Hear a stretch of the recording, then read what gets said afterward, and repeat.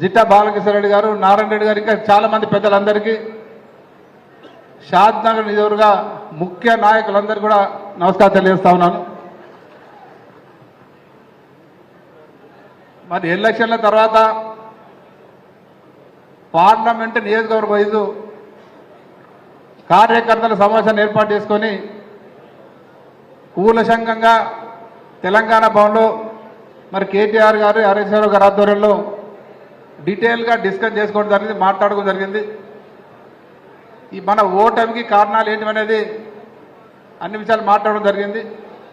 మరి దాని తర్వాత ఇప్పుడు నియోజకవర్గాల వారీగా ఈ సమావేశాలు ఏర్పాటు చేసుకొని మళ్ళీ ఒకసారి చర్చించుకోవడానికి ఈ కార్యక్రమాన్ని ఏర్పాటు చేసుకోవడం జరిగింది. మరి ఇప్పుడే మాట్లాడిన వెంకరెడ్డి లాంటి వాళ్ళు, కార్యకర్తలు, నాయకులు వారి మనసులో ఉన్నది క్లియర్గా మాట్లాడడం జరిగింది. మరి మన ప్రభుత్వంలో ఉన్నప్పుడు ఏమైనా పొరపాటు జరిగినా మంచి చెడు అన్ని కూడా విషయాలు మాట్లాడుకోవడం జరిగింది. మరి సోదరులు ఒకటే మనం ఆలోచన చేసుకోవాలి, తెలంగాణ రాష్ట్ర సమితి అనేది, టీఆర్ఎస్ పార్టీ అనేది మిగతా అన్ని పార్టీలాగా కేవలం రాజకీయ పార్టీ కాదు. మనది అధికారం కొరకే పుట్టిన పార్టీ కాదు. ఎటైతే మిగతా పార్టీలు బీజేపీ కావచ్చు, కాంగ్రెస్ కావచ్చు, తెలుగుదేశం కావచ్చు, మిగతా పార్టీలు ఏవైనా ఆ పార్టీల ఏకైక లక్ష్యం అధికారం, రాజకీయం తప్ప వేరే కాదు. కానీ మన పార్టీ పుట్టిన ఏకైక లక్ష్యం తెలంగాణ రాష్ట్ర సాధన. తెలంగాణ రాష్ట్ర సాధనకి పార్టీని ఏర్పాటు చేసి ఎన్నో ఒడిదులకు తట్టుకొని తెలంగాణ రాష్ట్రాన్ని సాధించుకోవడం జరిగింది. మరి మన పార్టీకి గెలుపు ఓటములు కొత్త కాదు, ఒడిదొడుకులు కొత్త కాదు. తెలంగాణ ఉద్యమంలో కూడా ఎన్నోసార్లు ఒడిదుడుకులు ఎదుర్కొని ఎన్నోసార్లు పార్టీ ఊవెత్తున పైకి పోయి మళ్ళీ కిందికి పోయి రకరకాల కార్యక్రమాలను చూసినాం, రకరకాల అనుభవాలు అనుభవించినాం. మనం ఈ రాజకీయ పంత ఎన్నుకున్నదే తెలంగాణ రాష్ట్ర సాధన కొరకు. మరి మన అందరి పోరాట ఫలితంగా, కేసీఆర్ గారి ఉద్యమ ఫలితంగా ఈరోజు తెలంగాణ రాష్ట్రాన్ని సాధించుకున్నాం. మరి సాధించుకున్న తెలంగాణను మనందరం ఆశించిన దానికంటే గొప్పగా ముఖ్యమంత్రి కేసీఆర్ గారు రాష్ట్రాన్ని అన్ని రంగాల్లో అభివృద్ధి చేయడం జరిగింది. మరి ఎవరు కనివినియర్ కానీ అభివృద్ధి ఊహించని కార్యక్రమాలు రాష్ట్రంలో జరిగినాయి. మనందరం చూసినాం, తెలంగాణ రాష్ట్రం రాకంటే ముందు ఏంది, వచ్చిన తర్వాత ఏంది, అందరం చూసినాం, అనుభవించినాం, ఇప్పుడు కూడా చూస్తూ ఉన్నాం. మరి అన్ని రెడీగా చేసి పెట్టి ఇప్పుడు కాంగ్రెస్కు గవర్నమెంట్ అప్పచెప్పడం జరిగింది. గతంలో తాగడానికి నీళ్ళు లేని పరిస్థితి, కరెంటు లేని పరిస్థితి, రోడ్లు భయంకరంగా ఉండే. మరి అన్ని సమస్యలు కూడా మనం మంచి చేసుకొని, ముఖ్యంగా వ్యవసాయ రంగాన్ని గతంలో ఎవరు పట్టించుకోలేదు. మరి మన ముఖ్యమంత్రి గారు కేసీఆర్ గారు వ్యవసాయ రంగానికి అధిక ప్రాధాన్యత ఇచ్చి రైతును రాజు చేసే విధంగా కార్యక్రమాలు చేపట్టడం జరిగింది. మరి అన్నీ బాగానే ఉన్నాయి. ఎక్కడికి వెళ్ళినా మన కార్యకర్తలు ఉన్నారు.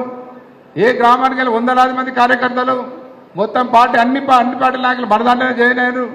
ఏ ఎలక్షన్లో పోతే ఎక్కడ పోయినా పెద్ద పెద్ద మీటింగులు, సమావేశాలు, కానీ మరి ఆఖరికి వస్తే ఎలక్షన్లకు వస్తే రిజల్ట్ చూస్తే మరి ఓడిపోవడం జరిగింది.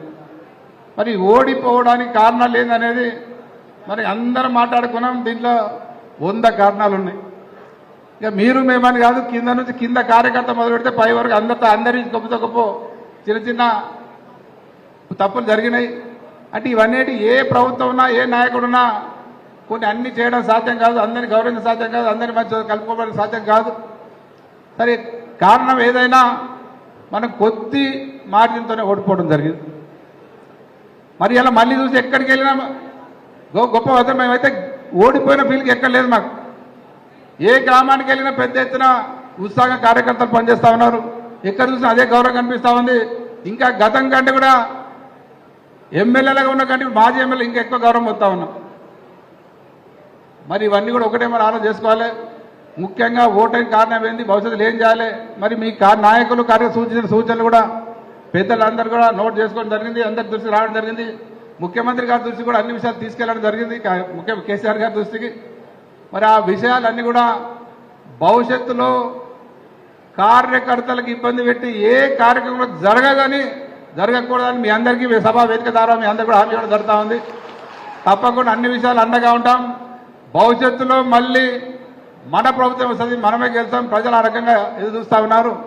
కొద్ది రోజుల్లోనే అసలు చరిత్రలో ఎప్పుడు కూడా ఏ ప్రభుత్వానికి కూడా ఇంత తక్కువ సమయంలో యాంటీ రాలేదు. ఎందుకు కేసీఆర్ ఓటు ఈ పార్టీకి ఈ గవర్నమెంట్కి అనేది రావడం ఫస్ట్ టైం ఈ రకంగా మనం చూస్తా ఉన్నాం. ప్రజలందరూ పొరపాటు జరిగింది, పొరపాటు కేసీఆర్ని ఓటుకున్నాం, బీఆర్ఎస్ పార్టీని ఓటుకున్న ఫీలింగ్ ప్రజలు రావడం జరిగింది. మరి ఖచ్చితంగా మళ్ళీ మనకే అధికారం వస్తుంది. మళ్ళీ అధికారం వచ్చినప్పుడు తప్పకుండా కార్యకర్తలను ఇప్పుడు అధికారం ఉన్నా లేకుండా ఇప్పుడు చూసుకుంటాం. అధికారం వచ్చిన తర్వాత కూడా మీ సూచనలని గమనించి తప్పకుండా అందరికీ మేలు జరిగే విధంగా కార్యక్రమాలు ఉంటాయి. పార్టీ పటిష్టంగా చేయడం జరుగుతుంది. మీ అందరూ తెలియజేయడం జరుగుతా ఉంది. ముఖ్యంగా ఒక 2 విషయాలు నేను చెప్పదలుచుకున్నా. కాంగ్రెస్ పార్టీ వాళ్ళు ప్లాన్గా అభివృద్ధి మీద చర్చ రానియకుండా, ఒక అభివృద్ధి మీద చర్చ వస్తే ఎట్లయినా వరకు చెప్పడానికి ఏం లేదు. అభివృద్ధి మీద చర్చకు వస్తే మన గవర్నమెంట్ చేసిన అభివృద్ధి ఎవరు చేయలేదు కాబట్టి ఆ విషయాన్ని పోకుండా వాళ్ళు కేవలం తొండి మాటలు మాట్లాడి ఎలక్షన్లో గెలవడం జరిగింది. వాళ్ళు ఏం చేశారంటే అవినీతి అవినీతి అవినీతి, కాళేశ్వరంలో 1,00,000 కోట్లు, మిషన్ కాకతీయుల 1,000 కోట్లు, ఈ రకరకాల తొండి మాటలు మాట్లాడి అవన్నీ ప్రజలను నెత్తిలో కూర్చోవడం జరిగింది. కానీ అప్పుడు మనం అరే వీళ్ళేం మాట్లాడితే మనం అవినీతి చేయలేదుగా, మనకి ఎందుకు లేని ఎక్కడ ఘాటుగా దీర్ఘాలు సమాధానం చెప్పలేకపోయినా వాస్తవాన్ని. ఇది గమనించాలి ప్రజలందరూ కూడా. మరి అవినీతి మీదనే వాళ్ళు మాట్లాడి ప్రజలను నెత్తిలో కూర్చోబెట్టి, ఇంకోటి పిల్లలకు ఉద్యోగాలు లేవని రకరకాల ఇటువంటి మాయ మాటలు చెప్పి మరి ప్రజలు తప్పదో పట్టించి అధికారం రావడం జరిగింది. నిజానికి అవినీతి విషయానికి వస్తే నేను ఒకటి ఉదాహరణ చెప్తా. ఇప్పుడు గౌరవనీయులు రేవంత్ రెడ్డి ఏదో ముఖ్యమంత్రి ఇప్పుడు ఉన్నారో, గతంలో తెలుగుదేశం పార్టీలో ఉన్నప్పుడు కాంగ్రెస్ గురించి, కాంగ్రెస్ అంటే ఎంత అవినీతిమయం అనేది చాలా గొప్పగా చెప్పడం జరిగింది. వాస్తవానికి కాంగ్రెస్ అంటే స్కామ్లతో నిన్న పార్టీ అని అందరికీ తెలుసు. మరి అటువంటి కాంగ్రెసే మన గురించి అవినీతి అవినీతి అవినీతి అని మాట్లాడి ప్రజలు మాయలోకి తీసుకెళ్ళడం జరిగింది. మరి దానికి మనం ఆనందం చేయాలి. వాస్తవానికి దేశంలోనే ఒక ట్రాన్స్పరెంట్గా ప్రభుత్వం నడిపిన ఏకైక ప్రభుత్వం తెలంగాణ ప్రభుత్వం, ముఖ్యమంత్రి కేసీఆర్ గారు. ఎక్కడెక్కడ చిన్న ఏమైనా జరిగిందో కానీ మీరు ఉదాహరణ చెప్తా. నేను ఈ ప్రాజెక్టుల విషయంలో, కాళేశ్వరం విషయంలో వాళ్ళైతే తొండి మాటలు మాట్లాడారు. 1,00,000 కోట్ల అవినీతి జరిగింది, 1,00,000 కోట్ల అవినీతి జరిగింది. ప్రాజెక్టు 1,00,000 కోట్లు కాలే, 1,00,000 కోట్ల అవినీతి జరిగింది అంటే తొండి మాటలు తొండి మాట. అదే మా ప్రజల నుంచి ఎక్కించారు. ఆ ప్రాజెక్ట్ మొత్తం కాసి 94,000 కోట్లు ఖర్చు అయిందంటే 1,00,000 కోట్లు మీకు 1,00,000 కోట్లు తిన్నారు, 1,00,000 కోట్లు తిన్నారు మాట్లాడి పని కట్టుకొని తెలిసి జరగలేదని తెలిసిన తొండి మాటలు మాట్లాడి ప్రజలు మా మోసం చేయడం జరిగింది.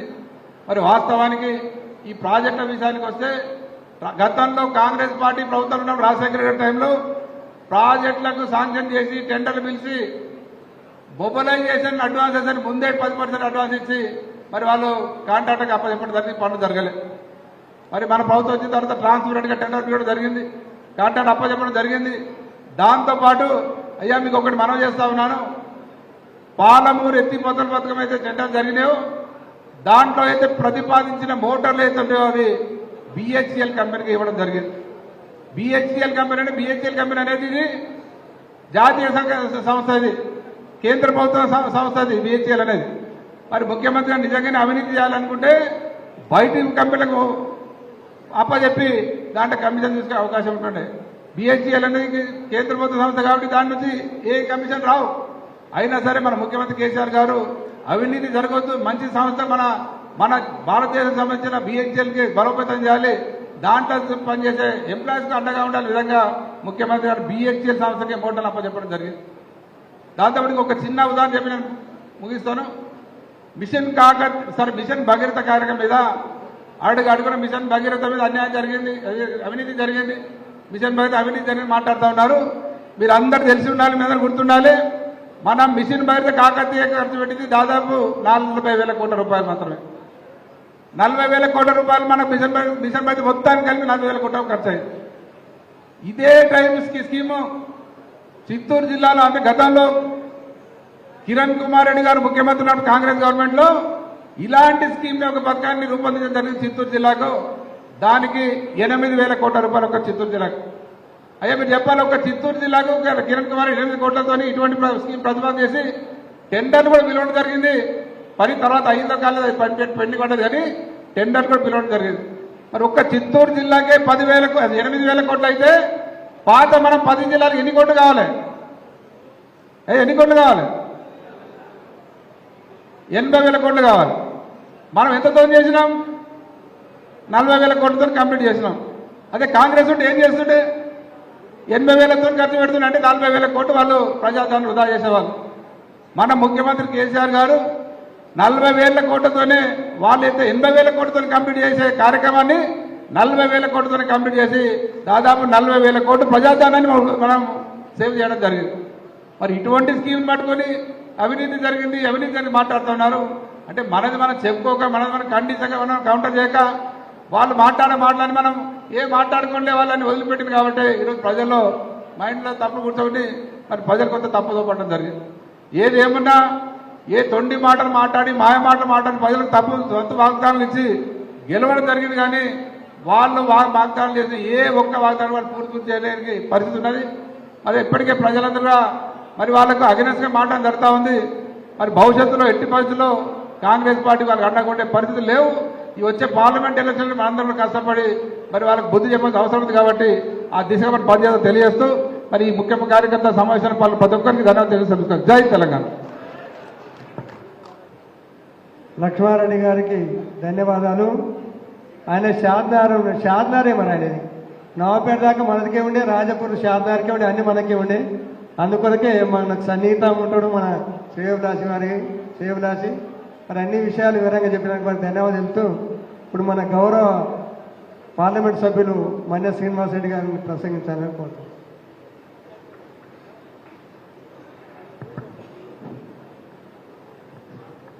జై తెలంగాణ, జై తెలంగాణ, జై కేసీఆర్.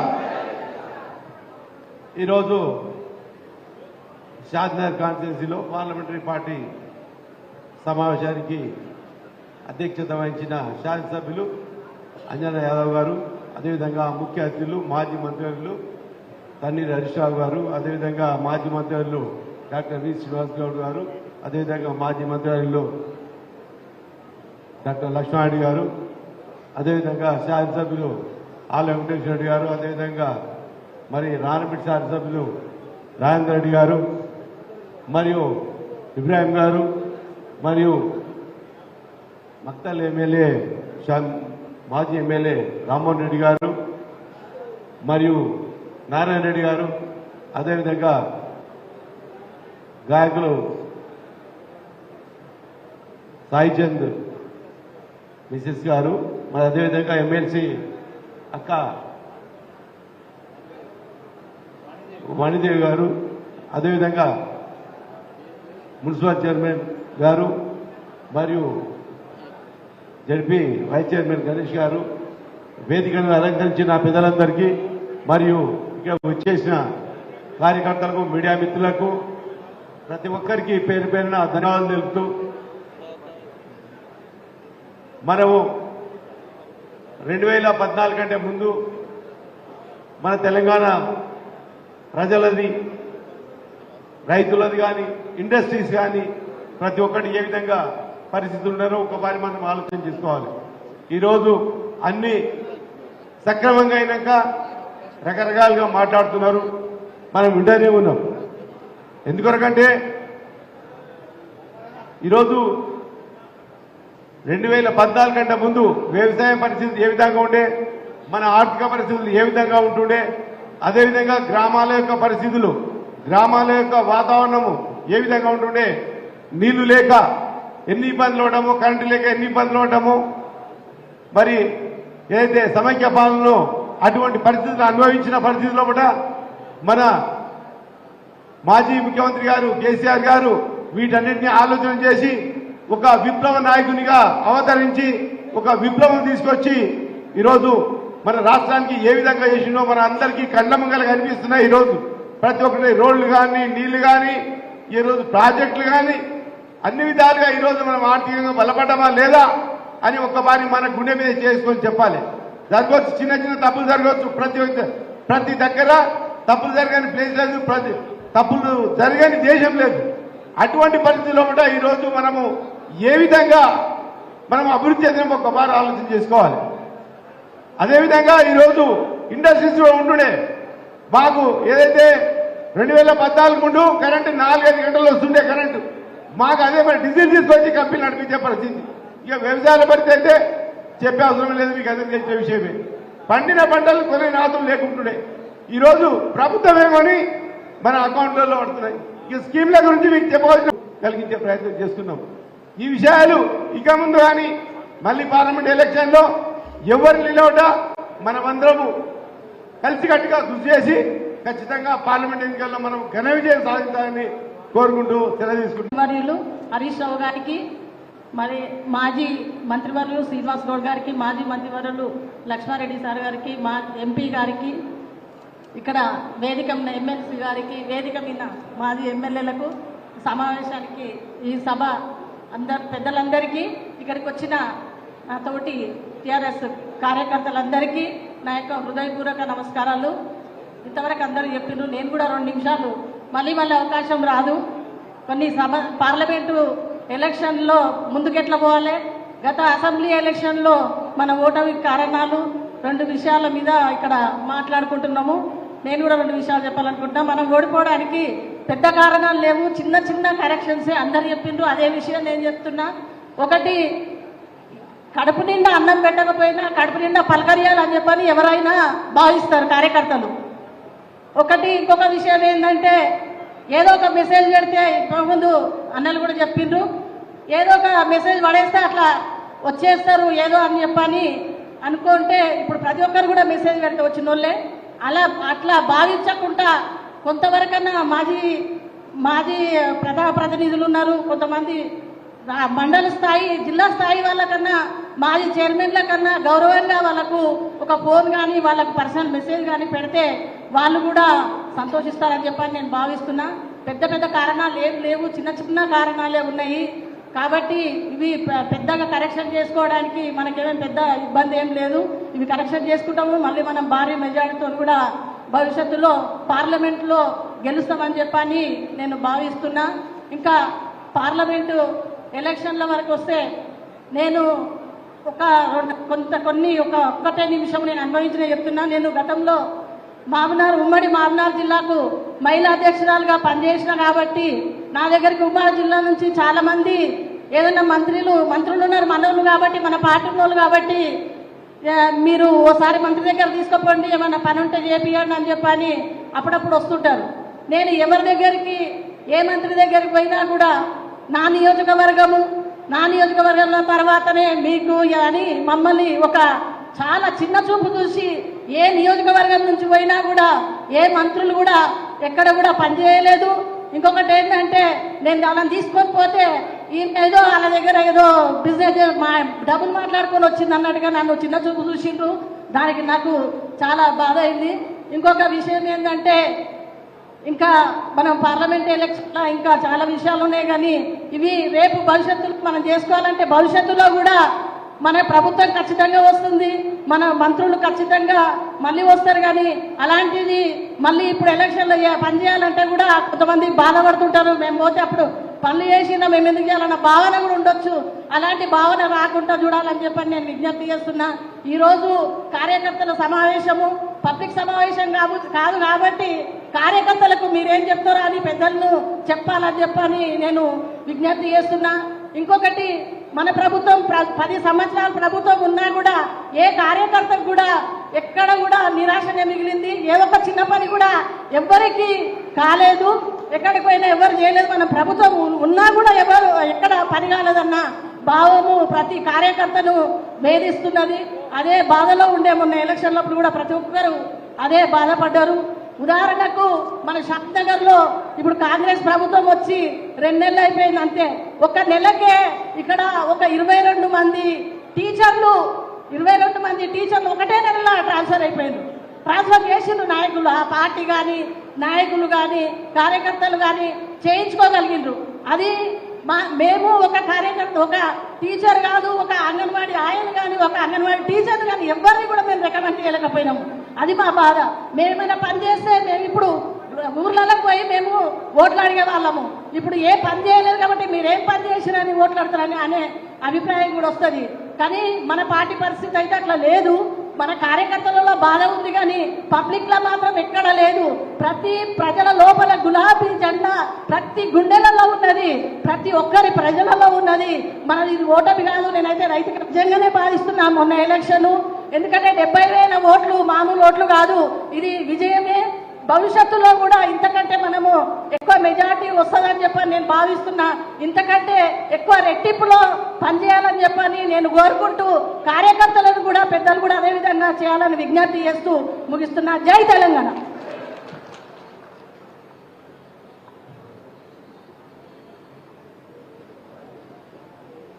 ఇప్పుడు మాజీ మంత్రివర్యులు మన కాన్స్టిట్యూన్సీ ఇన్ఛార్జ్ ఉన్న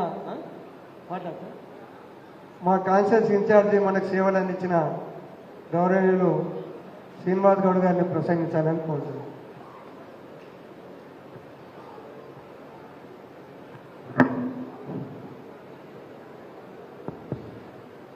గౌరవనీయులు మీ అభిమాన నాయకుడు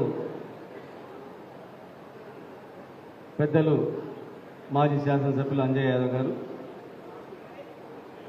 ఈరోజు ఈ సమావేశానికి ముఖ్య అతిథిగా వచ్చినటువంటి ఆనాడు ఉద్యమంలో కేసీఆర్ గారు వెంబడి ఉద్యమాన్ని, ఈనాడు ఈ సమయంలో పార్టీని, కార్యకర్తలను, నాయకులను సమన్వయం చేసుకుంటూ ముందుకు నడిపిస్తున్నటువంటి పెద్దలు మాజీ మంత్రివర్యులు హరీష్ అన్న గారికి, గౌరవ పార్లమెంట్ సభ్యులు శ్రీనివాస్ రెడ్డి గారికి, గౌరవ మాజీ మంత్రివర్యులు లక్ష్మణరెడ్డి గారికి, ఆల వెంకటేశ్వర రెడ్డి గారికి, రాజేంద్ర రెడ్డి గారికి, చిట్టెం రామ్మోహన్ రెడ్డి అన్న గారికి, శాసన మండలి సభ్యురాలు వాణిదేవి గారికి, మాజీ చైర్మన్లు వెంకటేశ్వర రెడ్డి గారు, రాంబాల్ నాయక్ గారు, ఈట గణేష్ వైస్ చైర్మన్ గారు, ధరేందర్ మున్సిపల్ చైర్మన్ గారు, రజిత గారు చైర్మన్ గారు, ఇబ్రాహీం గారు, నారాయణ రెడ్డి గారు, వెంకటరెడ్డి గారు, ఇంకా వేదికమైన పెద్దలందరికీ, దయచేసి చైర్మన్లకు,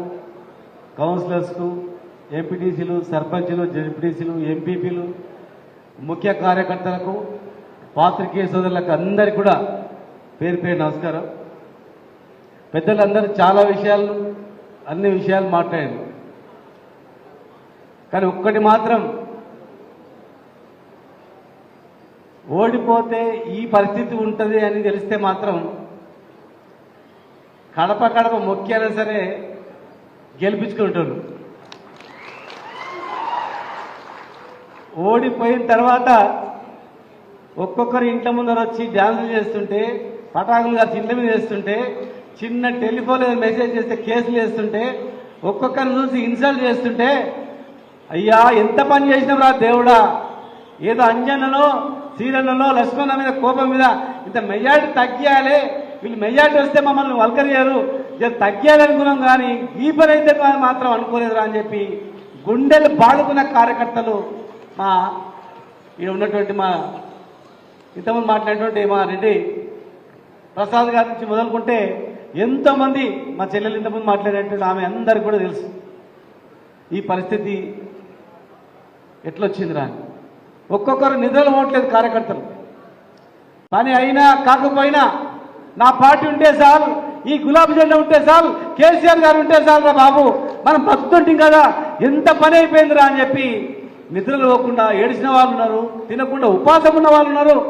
ఈ రోజు కూడా ఎప్పుడు వస్తుందా ఎలక్షన్, ఎప్పుడు వస్తుంది ఎలక్షన్, మనం ఎప్పుడు పని చేయాలరా, ఉపాసం ఉండి పని చేయాలా, గెలిపించుకోవాలనేటువంటి కసి ఉన్నది కూడా తెలుసు. కారణాలు ఏవైనా కానీ అందరం కారణమే, మీరు చెప్పిన దానిలో ఏది కూడా తప్పులేదు, మేము అందరం కూడా ఏకీభవిస్తాము. కానీ దానిలో కొన్ని అర్థాలు ఉన్నాయి. ముఖ్యమంత్రి గారు అందరినీ తెలంగాణ బిడ్డలే కదా, తెలంగాణ ప్రజల గురించి కొట్లాడినా, తెలంగాణ తెచ్చుకున్నా, అందరినీ బాగు చేద్దాం, ఇవాళ ఆ పార్టీలో ఉన్నా రేపు మళ్ళీ వస్తాడు మన దగ్గరికి, వాని గురించి బుక్క పెడదాం, వాని కూడా రైతు బంధు ఇస్తాం, ఆయన కూడా సీఎం రిలీఫ్ ఫండ్ ఇస్తాం, వాళ్ళు కూడా పెన్షన్ ఇస్తాం. ఎందుకంటే ఊరికి 50 పెన్షన్లు ఇస్తే వాళ్ళ కార్యకర్తల పేరు రాసుకునేది. కానీ ఇలా ఊర్లో ఎంతమంది ఉంటే అంతమందికి ఎలిజిబుల్ వాళ్ళకి ఏమని చెప్పినాం. కానీ అక్కడనే పొరపాటు అయింది. ఇచ్చేదేదో కార్యకర్తల ద్వారా ఇచ్చింటేనేమో, అరే మేము ఇచ్చినాం కదా అని, ఇప్పించినాం కదా అని ఉండేది. నీ ఊర్లకు పోయేవారికి ఏమైందంటే, నువ్వేం చేసినావా, నువ్వు ఇవన్నీ ఇచ్చినావు, నీవేడిచ్చినావు, ఆన్లైన్లో వచ్చింది అనే సమాధానం అనిపిస్తా ఉంది. కానీ ఆయన పెద్ద మనసుతో డైరెక్ట్గా 1 తారీఖు రావాలి, డైరెక్ట్గా రైతు బంధు రావాలి, చనిపోయిన 5 రోజులు ఆ కుటుంబాన్ని ఆదుకోవాలి, ఆ కుటుంబం రోడ్ల మీద పడవద్దు, అట్లా ఆలోచన చేసింది. కానీ మీరన్నా గట్టిగా అంతా జరిగిపోయినాక ఇవాళ చెప్తున్నారు. మొత్తం అయిపోయిన తర్వాత ఈ స్కీమ్ వద్దు ఆ స్కీమ్ వద్దు అని కొంతమంది వచ్చి గట్టిగా మాకని చెప్పితే మేమన్నా సార్ కాలు పక్కేనా సరే సార్ కార్యకర్తలు ఇట్లా ఉంది అని అన్యానికి భయపడేమనకపోతుంది, మమ్మల్ని భయపడేమనకపోతుంది. ఎందుకు వచ్చిందిరా భయ్ ఈ మాట అంటే ఏమనుకుంటాడు ఆ మాట అంటే ఏమనుకుంటాడు అని మీరు మౌనంగా ఉంటుంది, మేము మౌనంగా ఉంటుంది. లేకపోతే హరిశరణలో మేము పోయి లక్షణ మేము పోయి సార్ ఇవి డైరెక్ట్ ఇవ్వద్దు, ఈ స్కీమ్ వద్దు, లేకపోతే ఈ స్కీమ్ వద్దు సార్ అంటుంటుంది. ఏ స్కీమ్ వచ్చినా మీరు చేయకూడదు, ఏ స్కీమ్ వచ్చినా ఎట్లుందంటే బ్రహ్మాండం ఉందండి. అరే పోలింగ్ రోజు మేము పోతుంటే గుంపులు గుంపులు మన దగ్గర అవతల ఎవరున్నారా అంటే అరే పోలింగ్ ఏజెంట్ కూడా లేడానా, మనోనే పెట్టిన ఉట్టి ఆడకి ఏజెంట్ కూడా లేడానా అని ఊరి ఏమో అట్లనా ఏజెంటే లేడా. అంతకుముందు పోయిన సంవత్సరం అంటే ఏజెంట్లు ఉండ్రి, ఇప్పుడు ఏజెంట్లు కూడా లేరు. మరి ఎవరున్నారా అంటే ఎవరు లేడని చెప్పబడుతుంది. మరి ఏజెంట్లు లేకపోయా, కార్యకర్తలు లేకపోయారు, ఎవరు లేకపోయారు. మొత్తం వచ్చిన వరకే పోయినసారి 60,000 అంటే ఈసారి 70,000 80,000 వచ్చాయి అనుకుంటుంది. కానీ ఎవరంతా చూసుకుంటూ కూర్చున్నాం, సరే చూద్దామని అనుకున్నాం. మొత్తం మునిగిపోయి ఇప్పుడు అయిపోయిన తర్వాత మాట్లాడుతున్నారు, కొంతమంది ఆవేదనతో మాట్లాడుతున్నారు. కానీ వాళ్ళలో బాధ కూడా ఉంది, అట్లా జరిగిందని బాధపడుతున్నారు. కానీ అయ్యో పొరపాటు జరిగిపోయింది కదా, ఇంత గవర్నమెంట్ ఓడుకుంటుంది కదా. ఈ షాద్నగర్ లో మంచినీళ్ళు లేక అంజన్న లవోదివం ఒత్తుకుంటుండే, తాడానికి నీళ్ళు లేకుంటుండే. తెలంగాణలో ఇండియాలో హైయెస్ట్ ప్లేస్ ఇది. ఇలా నీళ్ళ పరిస్థితి కానీ, రోడ్ల పరిస్థితి కానీ, ల్యాండ్ వాల్యూ అడుగుతున్నారు తగ్గిపోతాం దాని పరిస్థితి కానీ, లక్ష్మీదేవిపల్లి 100% అయిపోయింది, 100% అయింది. బాలకృష్ణ రెడ్డి గారు తెలుసు, వారు కూడా ఉద్యమం నుంచి ఉన్నారు. మరి ఆనాటి తెలంగాణ ఎట్లా ఉంది, ఈరోజు తెలంగాణ ఎట్లా అయింది. మరి ఈరోజు అన్నీ చేసుకున్నాం కానీ ఒకటే లింక్ తెగిపోయింది. కార్యకర్తలకు నాయకులకు గుర్తింపు మనం చేసినటువంటిది ఇవన్నీ లేకపోయిన వల్ల కొన్ని జరిగిపోయినాయి. కానీ ఏది జరిగినా కానీ జరిగిపోయింది. మీరు చెప్పినటువన్నీ కూడా ఈరోజు నారాయణపేటలో, మొన్న మక్తల్లో, మహబూబ్ నగర్లో, ఈరోజు ఇక్కడ అంతకుముందు గద్వాల్లో మేము పోయినవన్నీ అటెండ్ అయినవన్నీ కూడా మేము నోట్ చేసుకున్నాం. మరి మనందరికీ వారధిగా ఆనాడు ఉద్యమంలో కానీ ఈరోజు కూడా పార్టీని కాపాడుకుంటూ అందరినీ కాపాడుకుంటూ ఈరోజు అసెంబ్లీలో కూడా తన వాణి వినిపిస్తూ మరి హరీష్ అన్న కూడా మరి ఉన్నారు కనుక మనతో పాటు కనుక ఖచ్చితంగా కార్యకర్తల అభిప్రాయాలు, నాయకుల అభిప్రాయాలు భవిష్యత్తులో జరగకుండా జాగ్రత్తలు తీసుకోవడానికి కూడా ప్రయత్నం చేద్దాం. కాకపోతే ఒక్కటి చెప్తున్నా, మన ఊర్లో 1000 ఓట్లుంటే ఎవరు వేయలేదు ఓట్లు, ఎందుకే లేదు ఓట్లు అనేది మాత్రం మనకు అందరికి తెలుస్తుంది. ఎందుకే లేదు ఆటోమేటిక్ అర్థమవుతుంది మనకు. అసత్య ప్రచారాల వల్ల ఏమైందంటే మనం నిజాలు చెప్పుకోలేకపోయినాం. కొంతమంది చెప్తే కూడా వాళ్ళకి ఎక్కలేదు, కొంతమంది మనకేంలే ముగ్గురు వచ్చి జాయిన్ అయ్యారు, వాళ్లకు ప్రిఫరెన్స్ ఉంటుందేమో వీళ్ళకి ప్రిఫరెన్స్ అనుకోవడం ఒకటి. తర్వాత మళ్ళీ ఏమైంది, మన దరిద్రాన్ని మున్సిపల్ అనేది సర్పంచ్లే కూడా కాలపరిమితి అయిపోయింది. ఎవరు గోలలో వాళ్ళు ఉన్నారు. ప్రచారం చేసినప్పుడు అంటే ఈ సర్పంచ్ నాకు రాసుడు సర్పంచ్ పోల్ సీట్ ఇచ్చినప్పుడు అంజన పంపిస్తే అది ఇచ్చి ఆయన చెప్పినవన్నీ ఇచ్చేసి సరే కానీ నన్ను కూడా చూసుకోవాల్సుడు ఎమ్మెల్యే ఏదైనా చేద్దు కానీ తనకి ఇష్టం, కానీ లాస్ట్ నాది సర్పంచ్ మాత్రం నాకు చేయాల్సుడు. అటువంటి కార్యక్రమం కొంత ఇక కొన్ని పనులు కాలేక అందరూ వచ్చి చేంజ్ కావడం వల్ల మీలోనే మనకు అపోహలు కలగడం, మనలో మన అపోహలు కలిగి నాకు ఉంటుందో ఉండదో కొత్త ఆయన ప్రిఫరెన్స్ ఉండేటట్లుందని ఒకరి కొత్తలో ఒకరు సమన్వయం చేయలేకపోగా ఇలా మన మంచి ప్రభుత్వాన్ని మనం చేతులారా అన్ని చేసి ఉట్టి అబద్ధం మాటలతో మనం పోగొట్టుకున్నాం. మరి ఇలా అన్నీ అయినాయా? రైతు బంధు వచ్చిందా? ఇలా భూములు ఉన్న వాళ్ళు రైతు బంధు పడ్డ చేతులు లేపారు. 5 ఎకరాల తర్వాత ఉన్నాం వచ్చినాయి అందరికీ వచ్చినాయా? మరి పెళ్లి కాగానే పెళ్లి ఇప్పుడు చేసుకోకండి, డిసెంబర్ వేసుకోండి, తులం బంగారం వస్తున్నారు. వచ్చినా? వచ్చిందా? దాని లెక్కలు అవసరమావే? కళ్యాణ లక్ష్మికి తులం బంగారం ఎంతనో లెక్కేసి 60,000 అనుకో, 60,000 చెక్కు 1,60,000 చెక్ ఇస్తే అయిపోయి బంగారం కొనుక్కుంటాం అంతే. బంగారమే కొనియాల్సిన అవసరం లేదు. షాద్నగర్ జ్యువెలరీ షాప్లో పోయి ఆ గంజిలో పోయి 60,000 ఎంతుందో తులం బంగారం 60,000 పెట్టేస్తే కొనుక్కుంటాం అంతే. మరి రైతులకు ఎవరు చేసింది దేశంలో? మనం చేసినంత బాగుపడ్డరా? భూములు ఉన్న వాళ్ళందరూ పెద్ద రైతులందరికీ ఇలా కోట్లలో పడిగెత్తిందా? మరి ఎలా ఒక ప్లాట్ అమ్ముదామంటే కొనే నాతులు లేడు. నీళ్ళు వస్తావో తెలియవు. సచ్చిన రైతు ఎక్కడ పోయిడో తెలియదు. చూస్తే అయితే సీఎం రిలీఫ్ ఫండ్ ఎక్కడ పోయినా తెలియదు. మరి ఇలా పరిస్థితి ఆలోచన చేసుకోండి. కనుక మనం ఇన్ ఫ్యూచర్లో తప్పులు జరగకుండా చూద్దాం, చేసుకుందాం. తెలంగాణ తెచ్చిన పార్టీది. తెలంగాణ తెచ్చిన వాళ్ళకే దీని మీద ప్రేమ ఉంటుంది. తెలంగాణ కావాలని కొట్లాడిన వాళ్ళకే ఈ రాష్ట్రం మీద అభిమానం ఉంటుంది. కేసీఆర్ గారికి ఉన్నంత అభిమానం, కేసీఆర్ గారికి ఉన్నంత కసి ఎవరు కూడా ఉండదు. కనుక దయచేసి మరి రేపు పార్లమెంట్ ఎలక్షన్స్ కూడా ఉన్నాయి కనుక పార్లమెంట్ ఎలక్షన్స్లో కూడా మనం గట్టిగా కొట్లాడి మన ఓట్లు మనం వేయించుకున్నట్లయితే పార్టీ ఎవరు నిర్ణయిస్తుందో మరి దాని నిర్ణయం ప్రకారం మనం అందరం గట్టిగా ఉంటే కనీసం మనకు గౌరవం ఉంటుంది. ఇలా మీరు మొన్న అనుకున్నారు ఎమ్మెల్యేగా కదా పోతే ఓన్లే అనుకున్నారు. ఆ బూత్లో సపోజ్ కాంగ్రెస్కు ఓట్లు వచ్చింటాయి, ఇంకో బూత్లో బీజేపీకి వచ్చింటాయి. రేపు నువ్వు ఎంపీటీసీ నిలబడాలి కదా, సర్పంచ్ నిలబడాలి కదా, జడ్పీటీసీ నిలబడాలి కదా. మరి నీకు పోటీ ఆ బూత్లో నీకన్నా నీ పార్టీ కన్నా ఎక్కువ ఓట్లు వచ్చినాయన మళ్ళా లేచి కూర్చున్నా లేదా? నీ మీద తిరుగుబాటు అవుతుందా లేదా? మరి నీళ్లు మనకు అందరికి వచ్చినాయా లేదా? అది ఆలోచన చేసుకోలేకపోయినా మనం.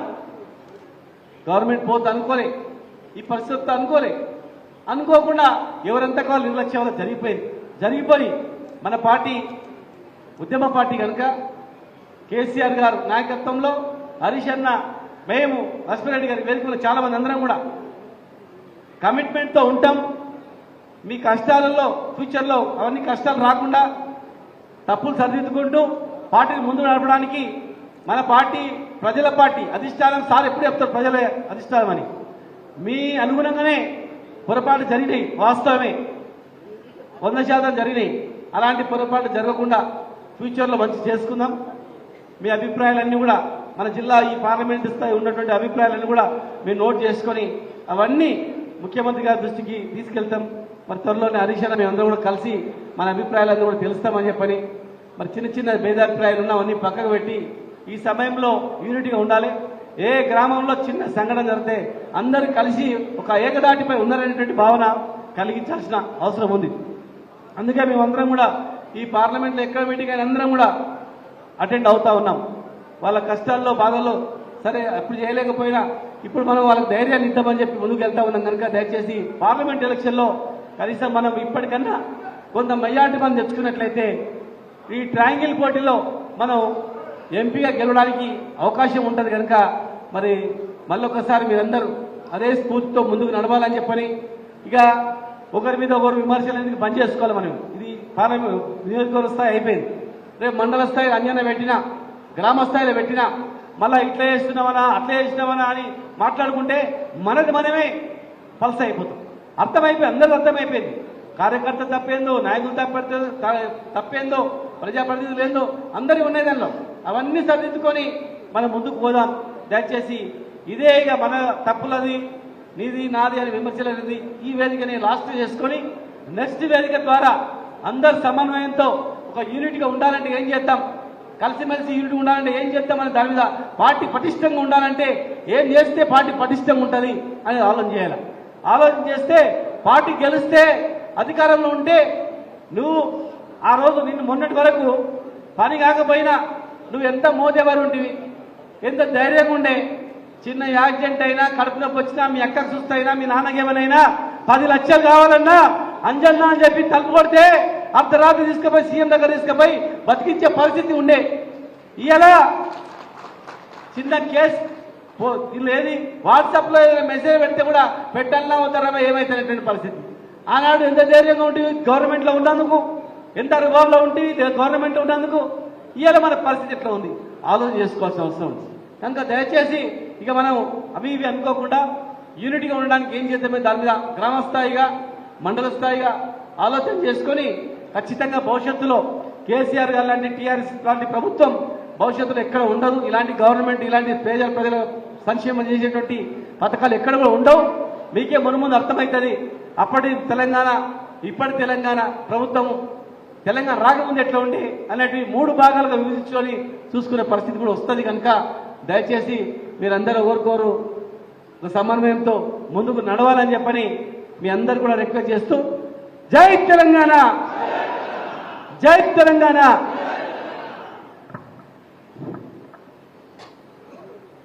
మంచి సూచనలు ఇచ్చి ధైర్యం ఇచ్చిన మాజీ మంత్రి శ్రీనివాస్ గౌడ్ గారికి ధన్యవాదాలు తెలుపుతూ టైం అయిపోయింది, క్షమించాలని కోరుతున్నాము. ఎమ్మెల్యేలు ఉండరు, అదేవిధంగా మాజీ చైర్మన్ వెంకటేశ్వర ఉన్నాడు, సాయి చంద్ గారి భార్య రజని మీకు గుర్తే కదా, ఆమె ఉన్నది. ఈసారి టైం లేదు కాబట్టి క్షమించాలని కోరుతున్నా.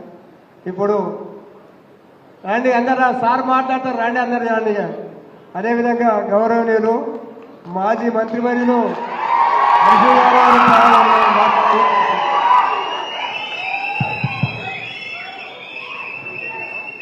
జై తెలంగాణ, జోహార్ తెలంగాణ మన వీరులకు. గౌరవనీయులు సభాధ్యక్షత వహిస్తున్న మీ అందరి అభిమాన నాయకుడు, సౌమ్యుడు, మరి పెద్దలు అంజయ్ యాదవ్ గారికి, మా సోదరిమణి మరి అలా పివి నరసింహారావు గారంటే ఈ భారతదేశంలో తెలియని వ్యక్తి ఉండడు. ఈ దేశంలో సంస్కరణలు తెచ్చిన, ఆర్థిక సంస్కరణలు తెచ్చిన వ్యక్తి. అటువంటి ఆ మహనీయుణ్ణి కాంగ్రెస్ పార్టీ కనీసం ఢిల్లీలో ఒక ఘాట్ కూడా కట్టకుండా పట్టించుకోకపోతే మరి ఆయనను గుండెకు హత్తుకొని పివి మన తెలంగాణ టీవీ అని చెప్పి ఆయనను గొప్పగా మరి మన తెలంగాణ బిడ్డ అని చెప్పి గుండెలకు హత్తుకొని మరి వారి గౌరవాన్ని పెంచే విధంగా శతాబ్ది ఉత్సవాలను జరపడం, హైదరాబాద్లో వారి ఘాట్ నిర్మించడం, వారికి భారతరత్న ఇవ్వాలని మన కేసీఆర్ గారు శాసనసభలో తీర్మానం చేస్తే మొన్న ఈ మధ్యనే కేంద్ర ప్రభుత్వం వారికి భారతరత్న ఇవ్వడం అంటే ఇది తెలంగాణ జాతికి, తెలంగాణ ప్రజలకు దక్కినటువంటి గౌరవం. వారి కుమార్తె గౌరవనీయులు ఎమ్మెల్సీ గారు సోదరిమణి వానెక్క గారికి, మాజీ మంత్రివర్యులు గౌరవనీయులు మిత్రులు శ్రీనివాస్ గౌడన్న గారు, లక్ష్మారెడ్డి గారు, అదేవిధంగా మాజీ శాసనసభ్యులు గౌరవనీయులు రామ్మోహన్ రెడ్డి గారు, ఆలె వెంకటేశ్వర రెడ్డి గారు, రాజేందర్ రెడ్డి గారు, మన ఎంపీ అందరివాడుగా సౌమ్యుడిగా చాలా సాదాసీదాగా ఉండే మన ఎంపీ శ్రీనివాస్ రెడ్డి గారు, వెంకటేశ్వర రెడ్డి గారు, అదేవిధంగా ఈ కార్యక్రమంలో పాల్గొంటున్నటువంటి మా ఇబ్రాహీం గారు, మా సోదరిమణి రజనీ సాయిచంద్ గారు, గౌరవనీయులు గీతా గణేష్ గారు, రాజ్యలక్ష్మి గారు. ఇందాక మా మిత్రులు గుర్తు చేసినట్టు తెలంగాణ ఉద్యమంలో యూత్ విభాగం అధ్యక్షుడిగా ఆ రోజుల్లో రాష్ట్రమంతా తిరిగి ఉద్యమంలో గొప్పగా పనిచేసినటువంటి మిత్రుడు జిట్టా బాలకృష్ణారెడ్డి గారు, ప్రసాద్ గారు, అదేవిధంగా రామకృష్ణారెడ్డి గారు, నారాయణ రెడ్డి గారు, మా మున్సిపల్ చైర్మన్ నరేందర్ గారు, అదేవిధంగా లావణ్య దేవేందర్ యాదవ్ గారు, గౌరవ జెడ్పీటీసీలు, ఎంపీపీలు, కోఆపరేటివ్ చైర్మన్లు, రైతు బంధు సమితి అధ్యక్షులు, సర్పంచ్లు, ఎంపీటీసీలు, మండల పార్టీ అధ్యక్షులు, సింగిల్ విండో చైర్మన్లు, మాజీ మార్కెట్ కమిటీ చైర్మన్లు, డైరెక్టర్లు, ఎవరైనా నేను పేరు గుర్తుపెట్టుకోకపోతే తప్పు పట్టుకోకండి దయచేసి. వేదిక మీద ఉన్న పెద్దలు, ముఖ్యంగా మన బీఆర్ఎస్ పార్టీ కుటుంబ సభ్యులు, జర్నలిస్టులందరికీ పేరు పేరున నమస్కారం తెలియజేస్తాం. ఇవాళ వస్తూ ఉంటే ఫేస్బుక్ తెలుసు కదా మీకు, అది గుర్తు చేస్తుంది, పాత సంఘటనలు గుర్తు చేస్తుంటుంది. ఇవాళ ఒక ఉద్యమకారుడు, ఒక అమరుడు సిరిపురం యాదయ్య చనిపోయిన రోజు ఇవాళ. కరెక్ట్గా ఇవాళకి 14 ఏళ్ల క్రితం ఆనాడు చలో అసెంబ్లీ అనేటువంటి ఒక కార్యక్రమం జరుగుతూ ఉంటే, అంటే తెలంగాణ కోసం అసెంబ్లీలో తీర్మానం చేయాలని ఉమ్మడి ఆంధ్రప్రదేశ్ రాష్ట్రంలో ఫిబ్రవరి 20వ తారీఖు 2010వ సంవత్సరం ఆనాడు ఉస్మానియా యూనివర్సిటీ నుంచి అసెంబ్లీ వైపు వస్తూ ఉంటే పోలీసులు అడ్డుకున్నారు, ఇనుప కంచెలు వేసినారు, బాష్పవాయు గోళాలు కొడతా ఉంటే సిరిపురం యాదయ్య ఉస్మానియా యూనివర్సిటీ గేటు దగ్గర ఆయన నిప్పంటించుకొని అమరుడైనటువంటి రోజు ఇవాళటి రోజు. ఇంకా యాదయ్యకు షాద్నగర్ కూడా బాగా సంబంధం ఉన్నది. యాదయ్యది ఇక్కడి నుంచి బతకపోయి మన షాద్నగర్ నియోజకవర్గం నుంచి బతకపోయి మహేశ్వరం మండలం నాగారం గ్రామంలో వాళ్ళు స్థిరపడ్డారు. కానీ వాళ్ళ అసలు ఊరు మాత్రం మన నిడదవెల్లి, కేశంపేట మండలం నిడదవెల్లి వారి స్వగ్రామం. ఆ సిరిపురం యాదయ్య చనిపోయినటువంటి రోజు ఈరోజు. అలాంటి ఉద్యమకారులు ఎంతోమంది BRS కార్యకర్తల పోరాట ఫలితం ఇవాళ తెలంగాణ రాష్ట్రం వచ్చింది. అందరం ఒక్కసారి ఆ యాదయ్యకు గట్టిగా జోహార్లు అర్పిద్దాం. జోహార్ సిరిపురం యాదయ్యకు, జోహార్ సిరిపురం యాదయ్యకు, జోహార్ సిరిపురం యాదయ్యకు. కానీ ఇలా చాలా బాధ కలిగే అంశం ఏంటంటే ఎంతో మంది అమరుల త్యాగ ఫలితం, ఎంతో మంది పోరాట ఫలితం, మన కేసీఆర్ గారి 14 ఏళ్ల ఉద్యమ పోరాట ఫలితం, చావు నోట్లో తలబెట్టి తెలంగాణ మన కేసీఆర్ తెచ్చింది. కానీ మొన్న ఎప్పుడో అసెంబ్లీలో కూర్చొని ఆ దిక్కు చూస్తూ ఉంటే నా మనసులో ఒక ఆలోచన కలిగి బాధ కలిగింది. ఆనాడు ఉద్యమ సమయంలోనైనా లేదు, తెలంగాణ రాష్ట్రం వచ్చిన తర్వాతనైనా లేదు, మొన్న ముఖ్యమంత్రిగా బాధ్యతలు చేపట్టిన తర్వాతనైనా కనీసం ఏ ఒక్క రోజు కూడా తెలంగాణ అమరవీరులకు స్తూపం దగ్గర ఒక పువ్వు పెట్టని వ్యక్తి, ఒక్కనాడు శ్రద్ధాంజలి ఘటించని వ్యక్తి రాష్ట్రానికి ముఖ్యమంత్రి అయ్యే కదా అని నా మనసుకు ఎంతో బాధ కలిగింది. ఆ అసెంబ్లీలో కూర్చొని అధికు చూస్తే ఒక్కనాడు జై తెలంగాణ అనే వ్యక్తి, ఒక్కనాడు తెలంగాణ ఉద్యమంలో పాల్గొనని వ్యక్తి, ఒక్కనాడు అమరుల స్తూపం దగ్గర ఒక పువ్వు పెట్టని వ్యక్తి రాష్ట్రానికి ముఖ్యమంత్రి అయ్యే కదా అని నా గుండె నిజంగా బాధ కలిగింది. ఆ రోజు నా అసెంబ్లీలో కూర్చొని నాకు నేనే అనుకున్నా, ఒకనాడైతే మా తమ్ముడు యాద్ చేస్తుండు, ఎవడరా జై తెలంగాణ అనేది దమ్ముంటే రెండు రాని తుపాకీ పట్టుకొని బయలుదేరినాడు. అటువంటి వ్యక్తి రాష్ట్రానికి ముఖ్యమంత్రి అయ్యే కదా అని నేను ఎంతో నాకు నేను అసెంబ్లీలో కూర్చొని నా మనసులో కొద్దిగా బాధపడ్డటువంటి సందర్భం. బట్ ఏదైనా ప్రజలు గొప్పవాళ్ళు, కాలం నిర్ణయిస్తుంది. ఈ షాద్నగర్ నియోజకవర్గం కూడా నిజంగా నేను ఇంత పెద్ద ఎత్తున మీరు వస్తారని అనుకోలే.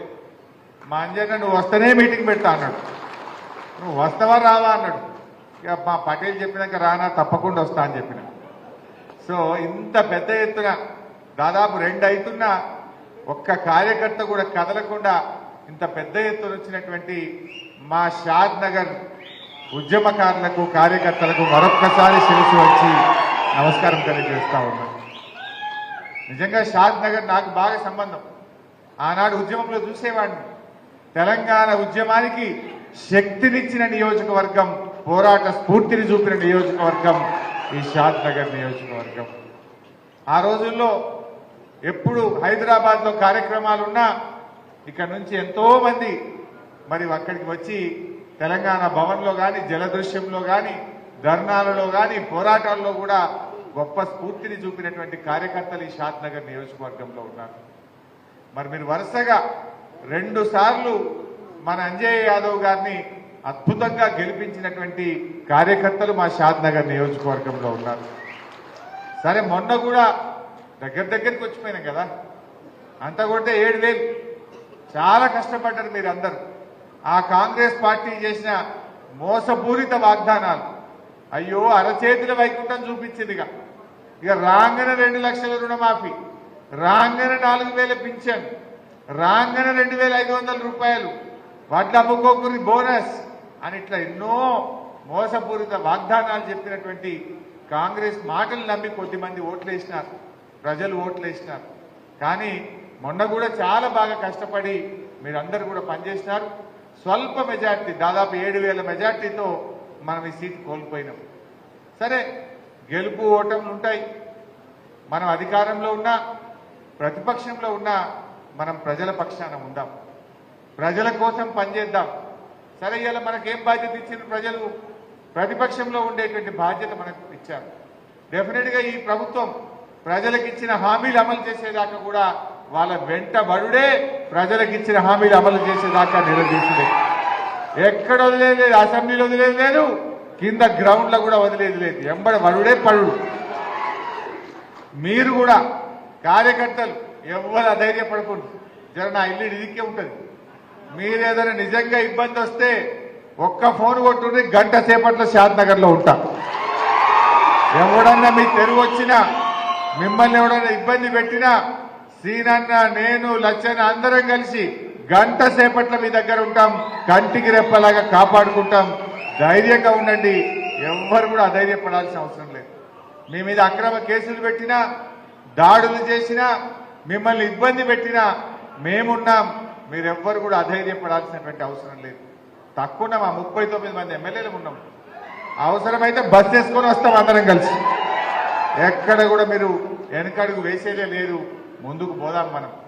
అట్లా అనుకుంటే, నిజంగా మన కేసీఆర్ అట్లా అనుకుంటే ఇవాళ తెలంగాణ రాష్ట్రం వస్తుండేనావే. ఆనాడు 2001లో జై తెలంగాణ అన్ననాడు మన అందరు పిక్చర్లు లెక్క చూసిరు. ఇది వచ్చినట్ట అన్నారు. ఒక్కడిగా బయలుదేరిండు మన కేసీఆర్. మొత్తం తెలంగాణను చుట్టుముట్టి ఢిల్లీని కదిలించి తెలంగాణ తెచ్చిండు మన కేసీఆర్. ఎన్ని ఇబ్బందులే. ఆనాడు ఏమన్నారు? తెలంగాణ కోసం కొట్లాడితే ఇది పాల పొంగు అన్నారు, ఇది నీటి బుడగా అన్నారు, ఇది అమాసకు పుట్టింది పుణ్యానికి పోతుంది అన్నాడు ఒకడు, ఇది పుణ్యానికి పుట్టింది అమాసకు మాయమవుతుంది అన్నాడు ఇంకోడు. ఎన్నో మాటలు మాట్లాడింది. ఈ బకచిక్కాయితో అవుతుందా అన్నారు మన కేసీఆర్ని పట్టుకోండి. ఓ చంద్రబాబుకి ఎదురే లేదు, విజన్ 2020 అన్నారు. 30 ఏళ్ల ముఖ్యమంత్రి అన్నారు. చూడలేదా మనం? ఎంతమంది మన పార్టీని కేసులు పెట్టిండ్రు, ఇబ్బందులు పెట్టిండ్రు. అటు చంద్రబాబు అయితేమి, రాజశేఖర రెడ్డి అయితేనేమి, ఎన్ని ఒడిదొడుకులు వచ్చినా గట్టిగా నిలబడ్డం. ఢిల్లీని కదిలించి తెలంగాణ తెచ్చిన పార్టీ మన బీఆర్ఎస్ పార్టీ. చరిత్రలో ఉంటాం. ఎవరు తెచ్చిందా తెలంగాణ అంటే బీఆర్ఎస్ పార్టీ అంటారు, కేసీఆర్ అంటారు. మనందరికీ ఆ గౌరవం ఉంటుంది తప్ప ఈ రేవంత్ రెడ్డికో ఈ కాంగ్రెస్ పార్టీకో ఉంటుందా? ఏనాడన్నా జై తెలంగాణ అన్నో లైన్లు. అందువల్ల ఏనాటికైనా ఆ గౌరవం మనకే దక్కుతుంది. మనం ఆ స్ఫూర్తిని కొనసాగిద్దాం. కష్టపడి మంచిగా పనిచేద్దాం. అర్థం అయితేనే ఉన్నది. ఇప్పుడిప్పుడే చిన్నగా చర్చ మోపైంది ప్రజల్లో. అయ్యో ఏమైపోయాయి అని అనుకుంటలేరా జనం? ఇప్పుడు ఒకరొకరు ఇవాళ చర్చ చేస్తున్నారు.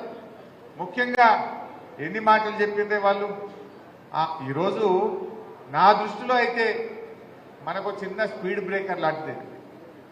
రోడ్డు మీద పోతుంటాం, స్పీడ్ బ్రేకర్ వస్తే ఏమవుతుంది? బండి కొద్దిగంత స్లో అవుతుంది. దాటినాక పికప్ అవుతుందా లేదా?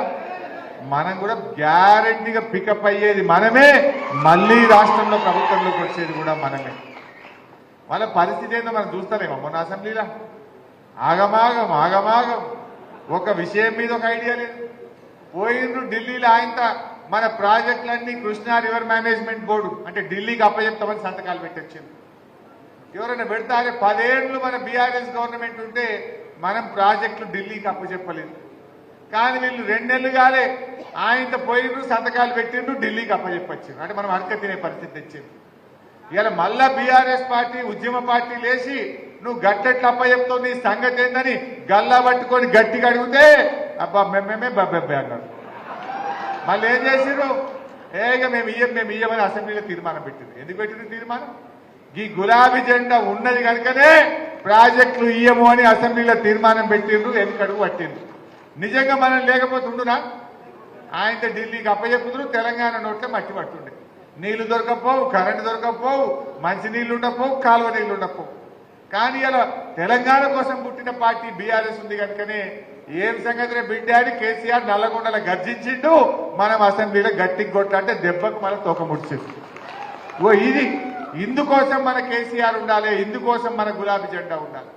తెలంగాణ ప్రయోజనాల విషయంలో, తెలంగాణ హక్కుల విషయంలో ఏనాటికైనా ఈ గులాబీ జెండాకు ఉన్నటువంటి ప్రేమ ఈ కాంగ్రెస్ అనుకుంటది, ఈ బీజేపీ అనుకుంటది. వానికి రాజకీయాలంటే వాళ్ళ అధికారం కోసం ఆడతారు. వాళ్ళకి రాజకీయాలు ఒక గేమ్ లాగా ఉంటాయి వాళ్ళకి. కానీ మనకు రాజకీయాలంటే తెలంగాణ ప్రజల ప్రయోజనాలు, తెలంగాణ ప్రయోజనాలే కోసమే ఇవాళ మనం రాజకీయం చేస్తాం. మనం ఆ ప్రయోజనాల కోసమే పుట్టిన పార్టీ ఇవాళ మన బీఆర్ఎస్ పార్టీ. అందులో మనము గట్టి కొట్లాడదాం. ఎన్ని డ్రామాలు ఆడింది? 6 గ్యారెంటీలు అన్నారు. 6లో ఉన్నాయన్ని 13 ఉన్నాయి. యాక్చువల్గా వాళ్ళ అన్ని 420 హామీలు, 420 హామీలు ఉన్నాయి అన్ని కలిపితే. 6 గ్యారెంటీల్లో 13 ఉంటాయి. 13 ఉంటే 2 అయిపోయినాయని అబద్ధాలు ఆడుతున్నారు. వాస్తవానికి మహిళలకు సంబంధించి 3 ఉన్నాయి కార్యక్రమాలు. ఒకటి నెలకు 2500 ఇవ్వాలి, రెండోది 500కి సిలిండర్ ఇవ్వాలి, మూడోది ఉచిత బస్సు ఇవ్వాలి. మూడింట్లో ఒకటి ఇచ్చిండు, అయిపోయింది అంటాడు. నువ్వు 2500 ఇస్తే కదా నేను అయిపోయేది. ఇచ్చినవా 2500? మన తెలంగాణలో 18 ఏళ్లు నిండిన మహిళలు ఎంతమంది ఉన్నారంటే దాదాపు 1,50,00,000 మంది మహిళలు ఉన్నారు. మరి వీళ్ళందరికీ 2500 ఇవ్వాలంటే బడ్జెట్లో మన పైసలు పెట్టిండా? పెట్టలే, ఉత్తదే చేసింది. అంటే రేపు దాంట్లో ఎట్లా కోతలు పెట్టాలి, ఎట్లా ఎగబెట్టాలని వంటలు వండే పరిస్థితిలో ఉన్నారు. ఊకుంటామా మనం? రేపు గ్యారంటీగా ప్రతి 18 ఏళ్లు నిండిన వాళ్ళకి ఇవ్వాల్సిందే అని ఈ కాంగ్రెస్ ఎమ్మెల్యేలను గల్లీలో పట్టుకుంటాం, మన ప్రభుత్వాన్ని అసెంబ్లీలో పట్టుకుంటాం. ఇడిస్తామా మనం? ఎందుకంటే మీరు ఆలోచించండి, వాళ్ళు బాండ్ పేపర్లు పంచారు, నోటరీలు చేసి పంచలే, నమ్మరు, ప్రజలు నమ్మటట్టు లేరని బాండ్ పేపర్లు తీసుకుపోయి ఇంటింటికి ఇచ్చి, ఇగో మేము గెలిస్తే బాండ్ పేపర్ ఇస్తున్నాం, 2500 ఇస్తాం, 2 లక్షల మాఫీ చేస్తాం. చేసిండ్రా? బాండ్ పేపర్లు వంచిండ్రు, ప్రజల్ని మోసం చేసిండ్రు. ఈ కాంగ్రెస్ పార్టీ హిమాచల్ ప్రదేశ్ రాష్ట్రంలో 10 గ్యారెంటీలని అక్కడ మోసం చేసింది, కర్ణాటకలో 5 గ్యారెంటీలని మోసం చేసింది, తెలంగాణకు వచ్చి 6 గ్యారెంటీలని ఇక్కడ మోసం చేసింది. మీ ఓట్లేసిన ప్రజలకు ఇలా మోసం చేస్తున్నటువంటి పార్టీ ఇలా కాంగ్రెస్ పార్టీ. మనందరం రైతు బిడ్డలవి. ఇలా రైతులకు ఎన్ని విషయాలు చెప్పిందే. ఎవరైనా అప్పు తెచ్చుకోకపోతే జల్దీ పోయి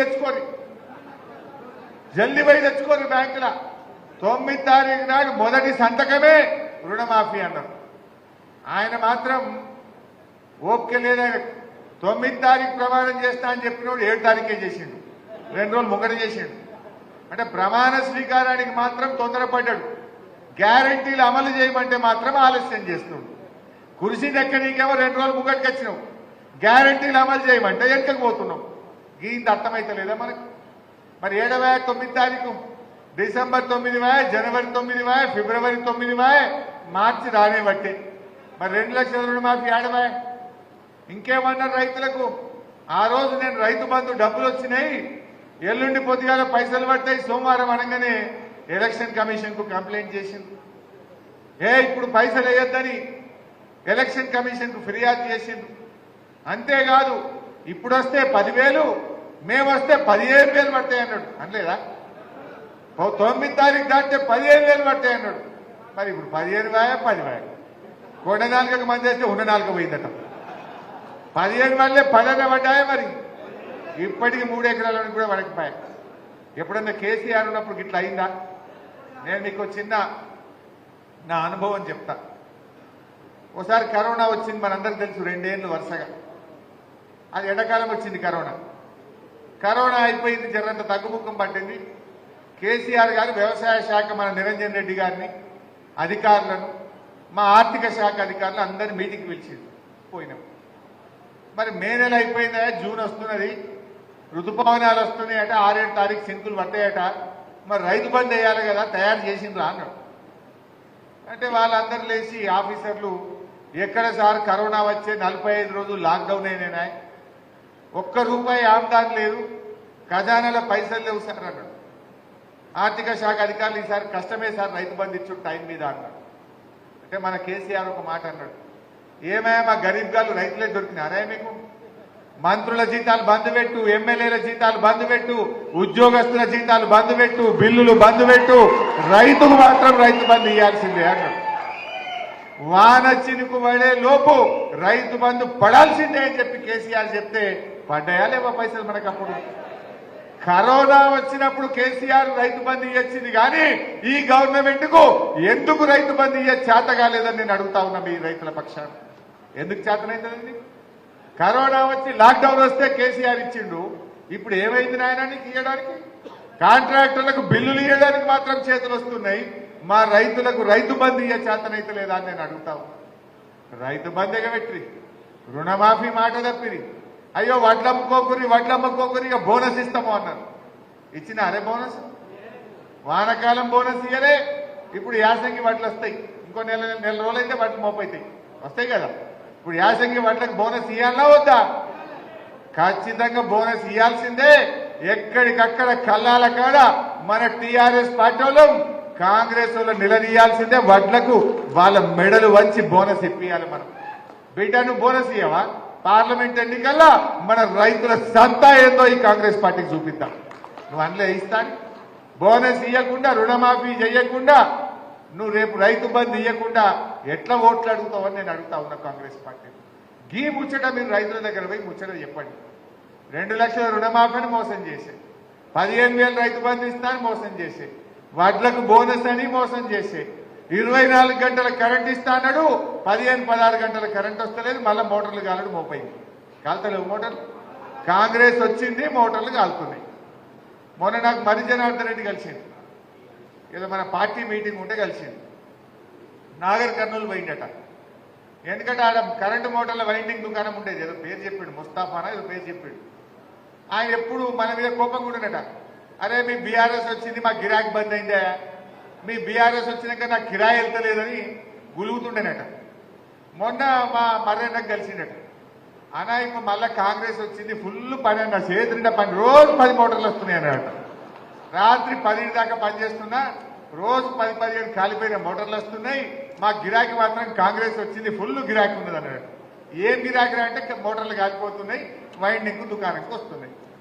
ఇప్పుడు ఇది ముచ్చట. కాంగ్రెస్ వచ్చింది, కరెంటు మోటార్లు కాలుతున్నాయి, మోపైంది ఊర్ల పనులు, లో వోల్టేజ్ వస్తుంది, ట్రిప్ అవుతున్నది, ట్రాన్స్ఫార్మర్లు కాలుతున్నాయి, మోటార్లు కాలుతున్నాయి, దొంగ రాత్రి కరెంట్ వస్తున్నది.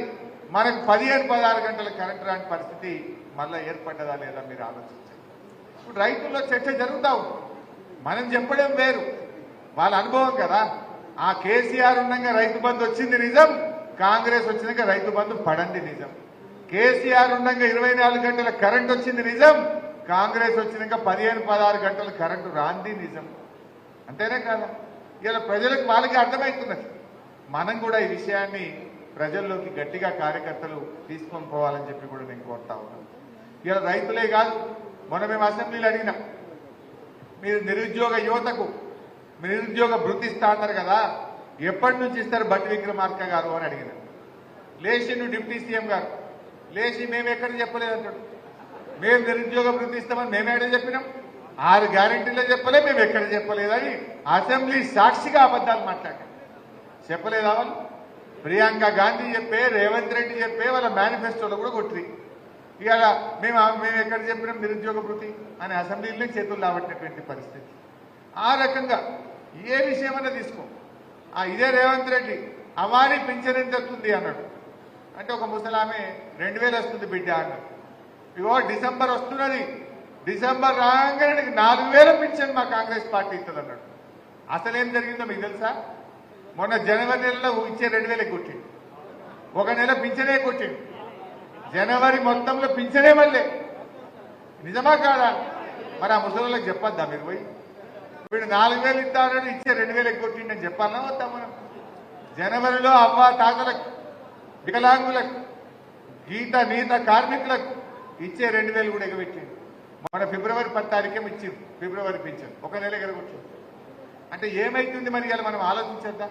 కేసీఆర్ ఉండగా ఎప్పుడైనా పింఛన్ ఆగిందా? ఏ రోజు ఆగలే. ఇప్పుడు 4,000 అన్నాడు, ఇచ్చే 2,000 కూడా మొన్నటి నెలలో ఎగ్గొట్టినటువంటి పరిస్థితి కూడా మనం చూస్తా ఉన్నాం. ఇట్లా ఏ విషయాలు చూసినా ఇక ఉద్యోగాల కదా మీరు చూస్తున్నాం. ఇప్పుడు ఎట్లంటే సొమ్మొకంది సోకొకంది అన్నట్టు అయిపోయింది. ఇవాళ నర్సింగ్ ఉద్యోగాలకు నోటిఫికేషన్ ఇచ్చింది మనం, పరీక్ష పెట్టింది మనం, సర్టిఫికెట్లు వెరిఫై చేసింది మనం, ఉద్యోగాలు ఇచ్చే టైంకు ఎలక్షన్ కోడ్ వచ్చింది. మనం అంతా చేస్తే ఈయన పోయి పంచి నేనే ఇచ్చిన అంటాడు. కానిస్టేబుల్ ఉద్యోగాలు అంతే. అంటే నిజంగా నీ కాంగ్రెస్ ప్రభుత్వం వచ్చినాక నువ్వు ఒక్క నోటిఫికేషన్ అని ఇచ్చినావు, అయ్యాలకి ఒక్క నోటిఫికేషన్ ఇవ్వలే, ఒక్క పరీక్ష పెట్టలే. కానీ మనం చేసిన దాన్ని పట్టుకొని మేం చేసినామని చెప్పి ఇవాళ డబ్బా కొట్టుకునేటువంటి ప్రయత్నం వాళ్ళు చేస్తున్న విషయాన్ని కూడా మీరు ప్రజల్లో చెప్పాల్సినటువంటి అవసరం ఉంది. అంటే ముఖ్యంగా ఇలా వాళ్ళ పరిస్థితి ఎట్లయిందంటే అసెంబ్లీలో మీరు చూస్తూ ఉన్నారు, హామీల అమలు గురించి మేము ఎక్కడ అడుగుతామో అని ఓ శ్వేతపత్రాల పేరు మీద డ్రామా పెట్టారు. శ్వేతపత్రాలు అనేటువంటి ఒక కాకమ్మ కథలు పెట్టి తమ హామీల అమలు నుంచి తప్పించుకోవడం, ప్రజల యొక్క అటెన్షన్ డైవర్ట్ చేసేటువంటి ప్రయత్నం చేస్తా ఉన్నారు. ఎన్నికల ప్రచారంలో అబద్ధాలే, నిండు అసెంబ్లీలో కూడా అబద్ధాలే మాట్లాడింది. దొరకవట్లే నేను ఒక్కొక్క అబద్ధాన్ని, ఒక్కొక్క పేజీలో ఉన్న అబద్ధాలను తీసి చదువుతుంటే ఒక్కడన్నా మళ్ళీ లేస్తే ఒట్టు. అది ఇచ్చిపెట్టి నన్ను తిట్టుడు పెట్టిరు, అది ఇచ్చిపెట్టి నన్ను తిట్టుడు పెట్టిరు. అరే ఈ పేజీలో అబద్ధం ఉన్నది, ఈ పేజీలో తప్పున్నది, ఈ పేజీలో తప్పున్నదని ఒకటొకటి దొరకబట్టి చదువుతుంటే ఒక్కడన్నా దాని మీద మాట్లాడతలేరు. నన్ను తిట్టుడు పెట్టిరు, కేసీఆర్ సార్ని తిట్టుడు పెట్టిరు. తిట్టుడు కాదు కదా, మీరు గవర్నమెంట్ లో ఉండి ఒక అసెంబ్లీకి ఇచ్చిన పుస్తకంలోనే తప్పుల తడకగా ఉంటే, అబద్ధాలు ఉంటే మీరు పాలన ఏం చేస్తారు? ఆనాడు ఎలక్షన్ ప్రచారంలో అబద్ధాలే, ఇలా గవర్నమెంట్ లోకి వచ్చినాక కూడా అబద్ధాలు తప్ప నిజాయితీ లేదు. నిజంగా ఈ ప్రభుత్వానికి హామీలు అమలు చేసే నిబద్ధత లేదు, అబద్ధాలు తప్ప నిబద్ధత లేని గవర్నమెంట్ ఈనాడు రాష్ట్రంలో ఉన్నటువంటి కాంగ్రెస్ గవర్నమెంట్. అయితే ఈ విషయాలను మనం కూడా ప్రజల్లోకి తీసుకుపోదాం. నాకు నమ్మకం ఉన్నదే, జర టైం పట్టుండొచ్చు. మీరు రేపు మీ sarpanch election, councillor election, ZPTC election వచ్చే వరకు ఇంకో 6 నెలలో 7 నెలలో పడుతుంది.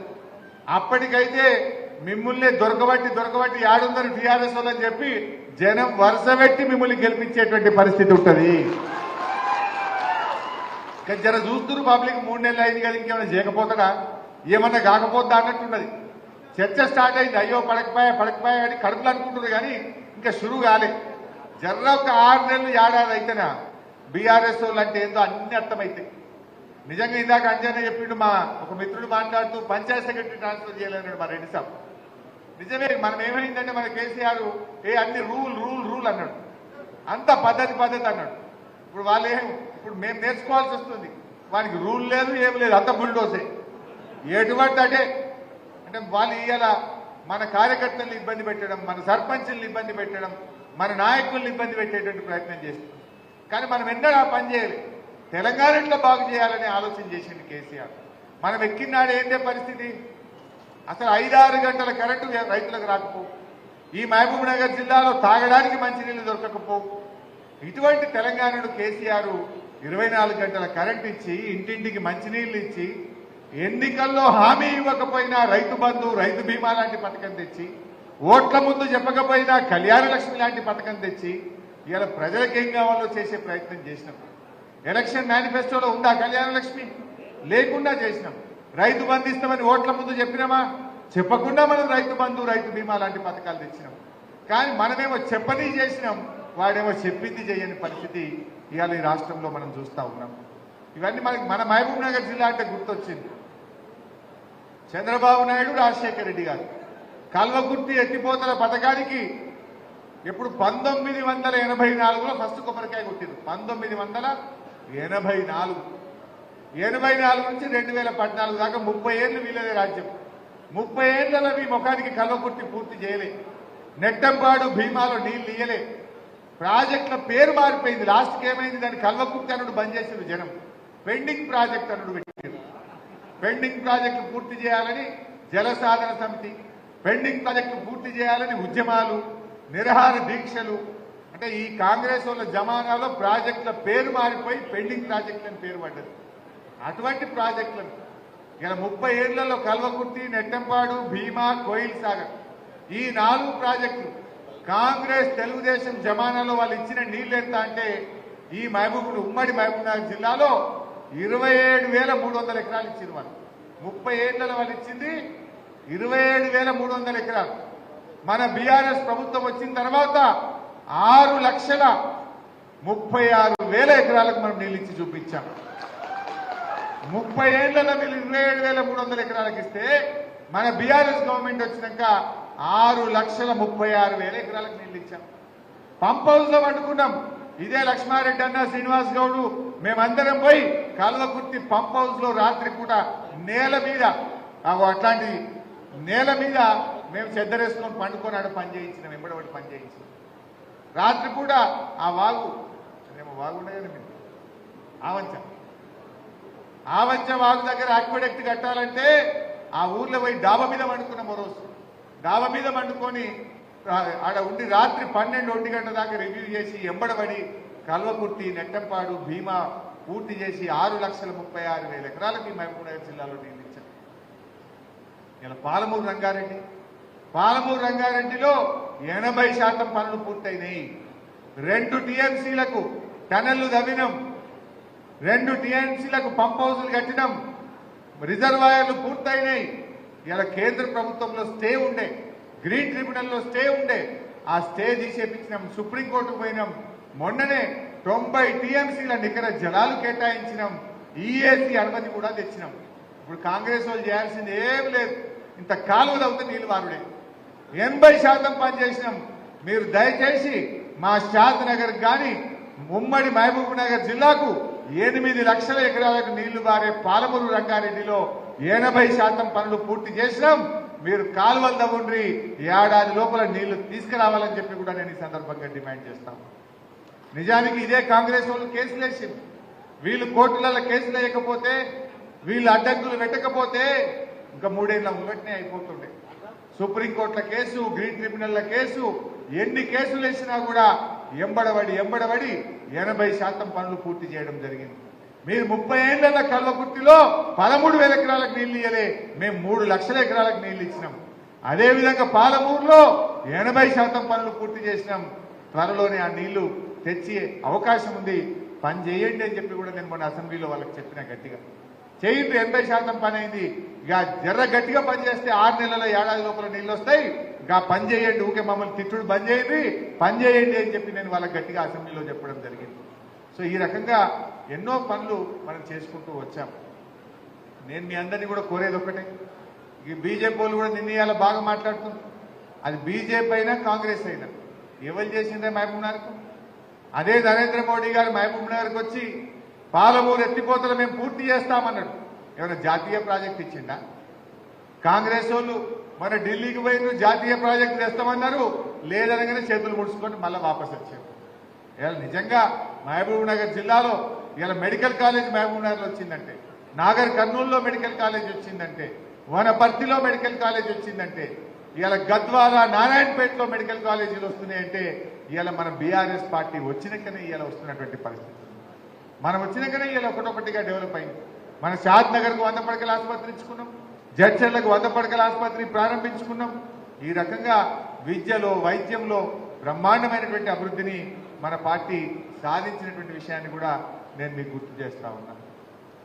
సరే, ఈరోజు మనం గట్టిగా పనిచేయాలి. వాళ్ళు ఏదో మార్పు అన్నారు. ఏ మార్పు తెచ్చింది తెలుసు కదా? 21 మంది ఆటో డ్రైవర్లు చచ్చిపోయారు. ఇప్పటికి ఈ రాష్ట్రంలో 21 మంది ఆటో డ్రైవర్లు ఇలా చంపిన చరిత్ర ఈ కాంగ్రెస్ పార్టీ. ఇలా వాళ్ళని పట్టించుకోండి అయ్యా. ఆటో డ్రైవర్లకు నెలకు 10,000 ఇయ్యండి, వాళ్ళని కాపాడుంటే ఈ ప్రభుత్వానికి చీమగుట్టినటువంటి పరిస్థితి లేదు. మార్పు అన్నారు, 24 గంటల కరెంటు పోయింది, 15 గంటలకు వచ్చింది. మార్పు అన్నారు, జనవరి నెల పింఛనే ఎగ్గొట్టిండ్రు, 4,000 పోయింది, ఉన్న పింఛన్ ఎగ్గొట్టినటువంటి మార్పు వచ్చింది. ఇలా మార్పు అన్నారు, పడే రైతు బంధు పడకుండా చేసింది. ఇదేనా మార్పు అంటే? పడే రైతు బంధు బంద్ అయింది, వచ్చే కరెంటు బంద్ అయింది, వచ్చే పింఛన్ ఎగరగొట్టిండ్రు అని ఇంత ఆటో డ్రైవర్లను రోడ్డు మీదకి తెస్తుంది. 21 మందిని చంపుతారు. ఇప్పటికి వాళ్ళని కాపాడుతున్నాయా అంటే సీమగుట్టినట్టు కూడా లేకపోయాయి. సో ఈ రకంగా వాళ్ళు పనిచేస్తూ ఉంటారు. రేవంత్ రెడ్డి గారు ఎంతసేపు మీరు చూస్తున్నారు, అసెంబ్లీలో కూడా నేను అదే చెప్పిన మొన్న రోజు. అరే ఊకే వ్యంగ్యం బంద్ చేయవయా, బూతులు బంద్ చేయవయా, రైతుల మీద ప్రేమ చూపి అని చెప్పిన. రేవంత్ రెడ్డి గారికి బూతులు తప్ప రైతుల మీద ప్రేమ లేదని, రైతుల గురించి ఆయన ఆలోచించినటువంటి పరిస్థితి లేదు. ఇవన్నీ కూడా ప్రజలు కూడా గమనిస్తూ ఉన్నారు. మనం కూడా ఈ విషయాన్ని కార్యకర్తలుగా ప్రజల్లోకి తీసుకుపోవాలి. పార్లమెంట్ ఎన్నికలు కూడా మనకు చాలా ముఖ్యం.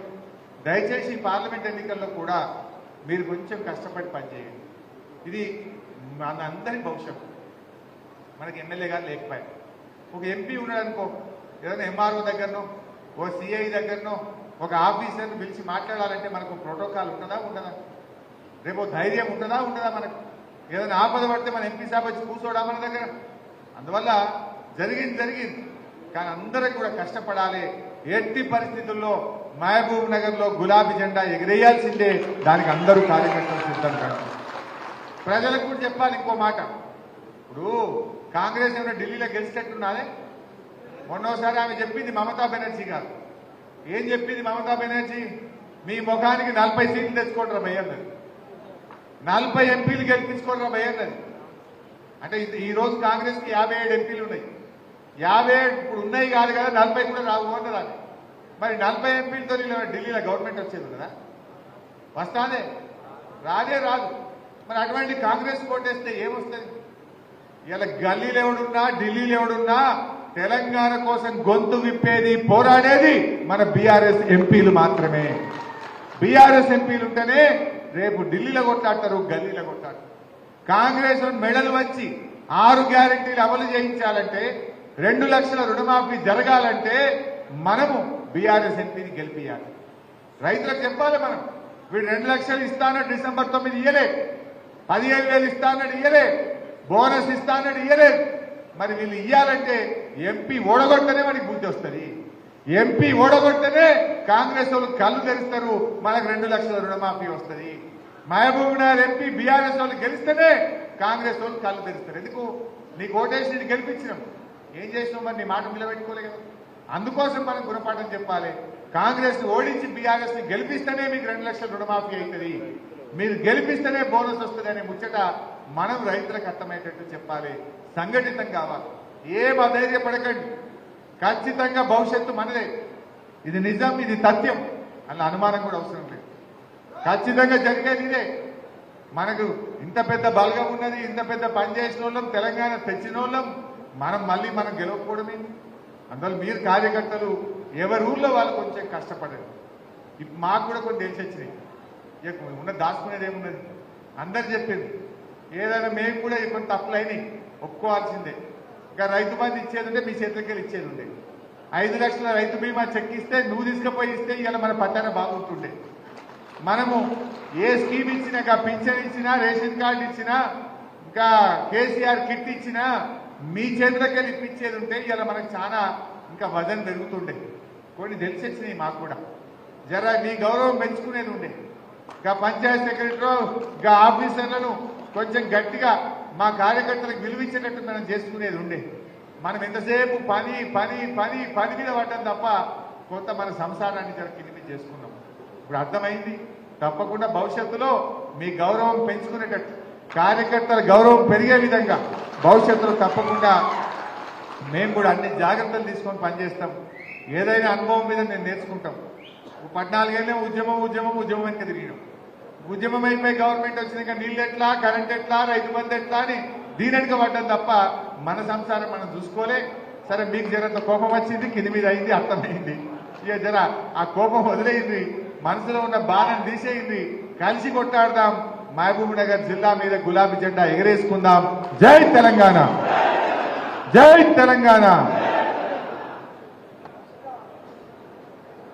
కాంగ్రెస్ పార్టీ ఇచ్చిన హామీలపై ఏ విధంగా పోరాడాలి, ఎట్లా స్పందించాలి, అదేవిధంగా రాబోయే ఎంపీ ఎలక్షన్ ఎట్లా పోరాడాలి, ఎట్లా ఉద్యమాలి అని వివరంగా తెలిపి మనకు ధైర్యం ఇచ్చిన పెద్దలు గౌరవులు హరీష్ రావు గారికి ధన్యవాదాలు తెలుపుతూ ఇప్పుడు ఓట్ ఆఫ్ థ్యాంక్స్ ఇవ్వవచ్చిన అందరు ఒకసారి పైకి రాకండి. ఈరోజు షాద్నగర్ నియోజకవర్గ బీఆర్ఎస్ పార్టీ కార్యకర్తల విస్తృత స్థాయి సమావేశానికి ముఖ్య అతిథిగా విచ్చేసిన గౌరవ తెలంగాణ టైగర్ హరీష్ అన్నకు, అదేవిధంగా మాజీ మంత్రివర్యులు లక్ష్మణకు, శ్రీనివాస్ గౌడ్ గారికి, గౌరవ ఎంపీ మన్నె శ్రీనివాస్ రెడ్డి గారికి, నారాయణపేట మాజీ MLA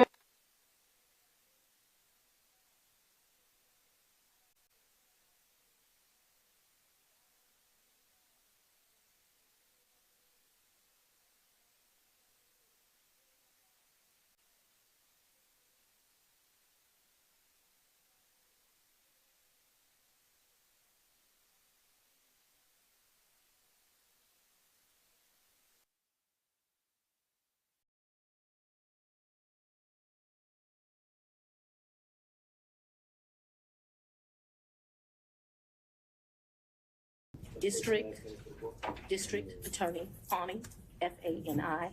Last name is Willis. Ms. Willis, how did you know to come into the courtroom right then? There were people, I was pacing in my office. Okay.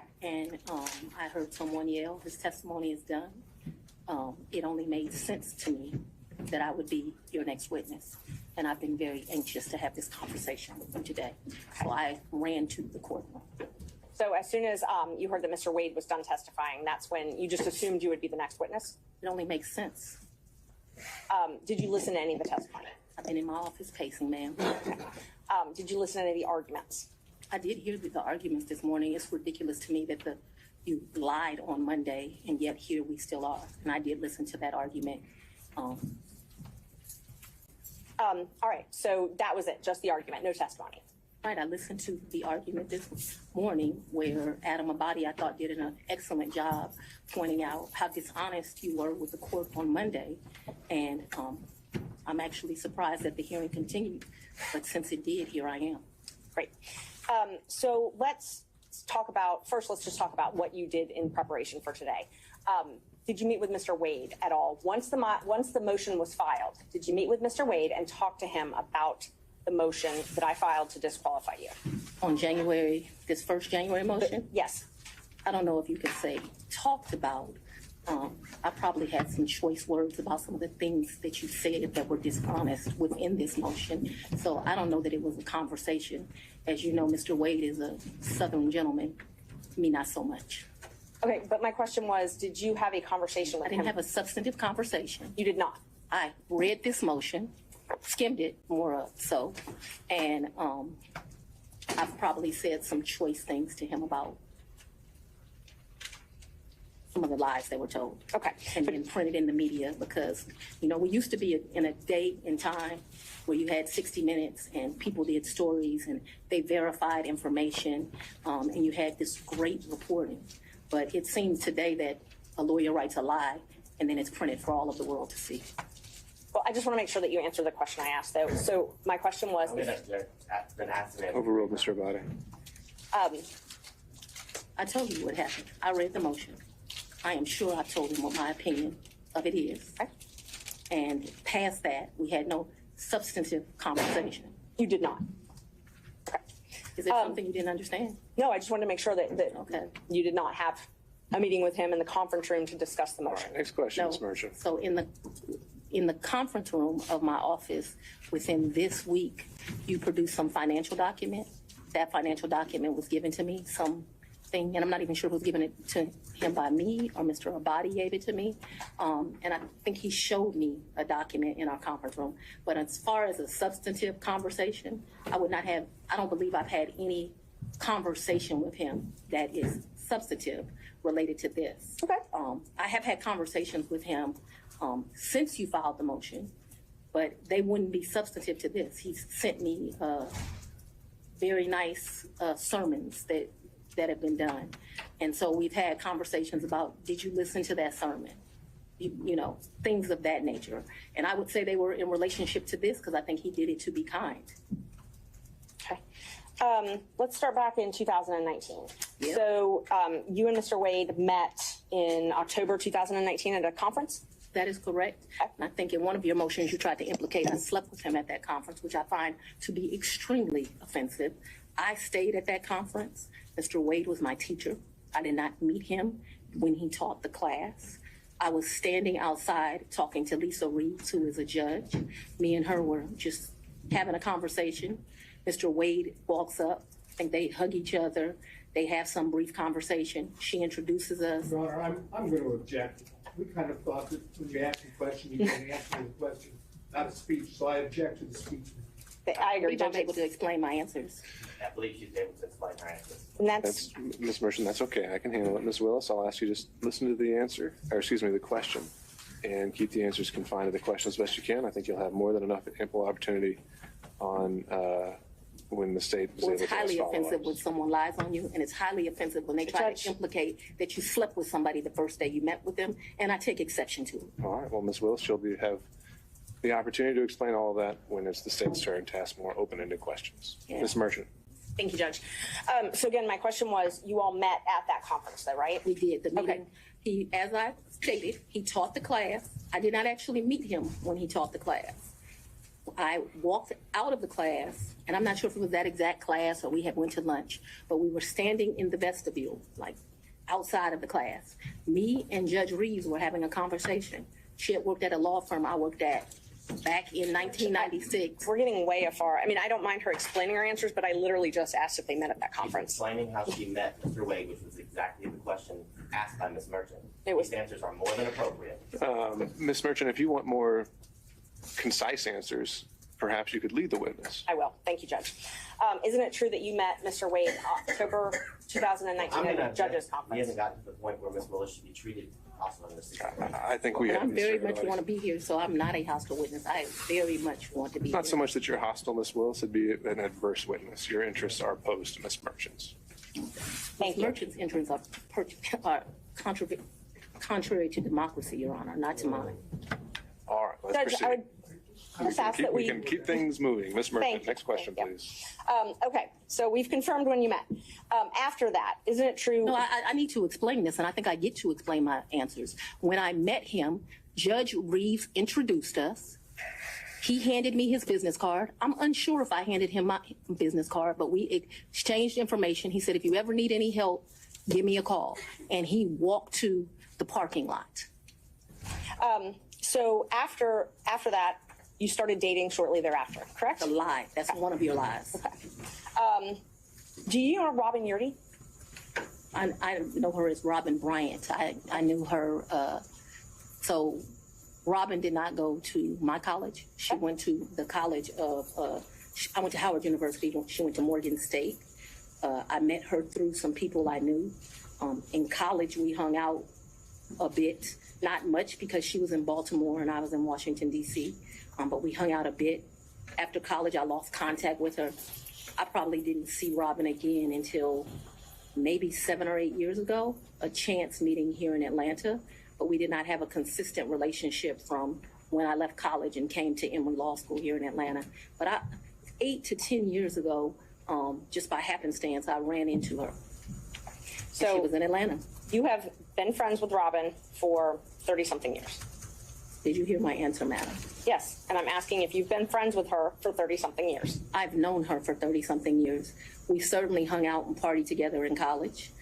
She was from the D.C. area. She would come home, we'd party together. Wasn't close, but she was certainly in the girlfriends that partied together. And then, like I said, I ran into her about 10 years ago in Atlanta, Georgia. But we didn't talk throughout that time period. I didn't see her. I didn't even know where she was. When I ran into her, I was surprised she was in Atlanta. And so, yes, I have known her probably since 1990, 1991, but we have not maintained a consistent relationship that whole time. For the last 10 years or 5, whatever you'd like to classify it as, have you been friends with her? I have not spoken to Robin in over a year. I certainly do not consider her a friend now. I think that she, there's a saying, no good deed goes unpunished. And I think that she betrayed our friendship. So let's narrow it down, the timeline now. So my questions are going to be from the time period of 2019 until she no longer was employed for you, the last time you all talked. So all of my next questions are just focused on that time frame, okay? Yes, ma'am. Up until she left your office. Yes, ma'am. During 2019, you all were friends, correct? Yes, we knew each other in 2019. During 2020, you all were friends, correct? We were friends during that time period. During 2021, you all were friends, correct? Yes. Okay. And such good friends that when you needed a place to stay, you asked her if you could take over her lease. That's a lie. You did not move into her apartment? I did, but that's not the way you characterize it is wrong. I asked if you could take over her lease. I did not ask if I could take over her lease. Did you move into her apartment? I moved into her condo in April of 21. The circumstances around that were that Robin met her husband. They wanted to move into another and separate place. She wanted to get rid of her condo. My father was living with me at the house. Because of this case and because of my stance on gangs, my life was being threatened regularly. My father urged me to leave our home.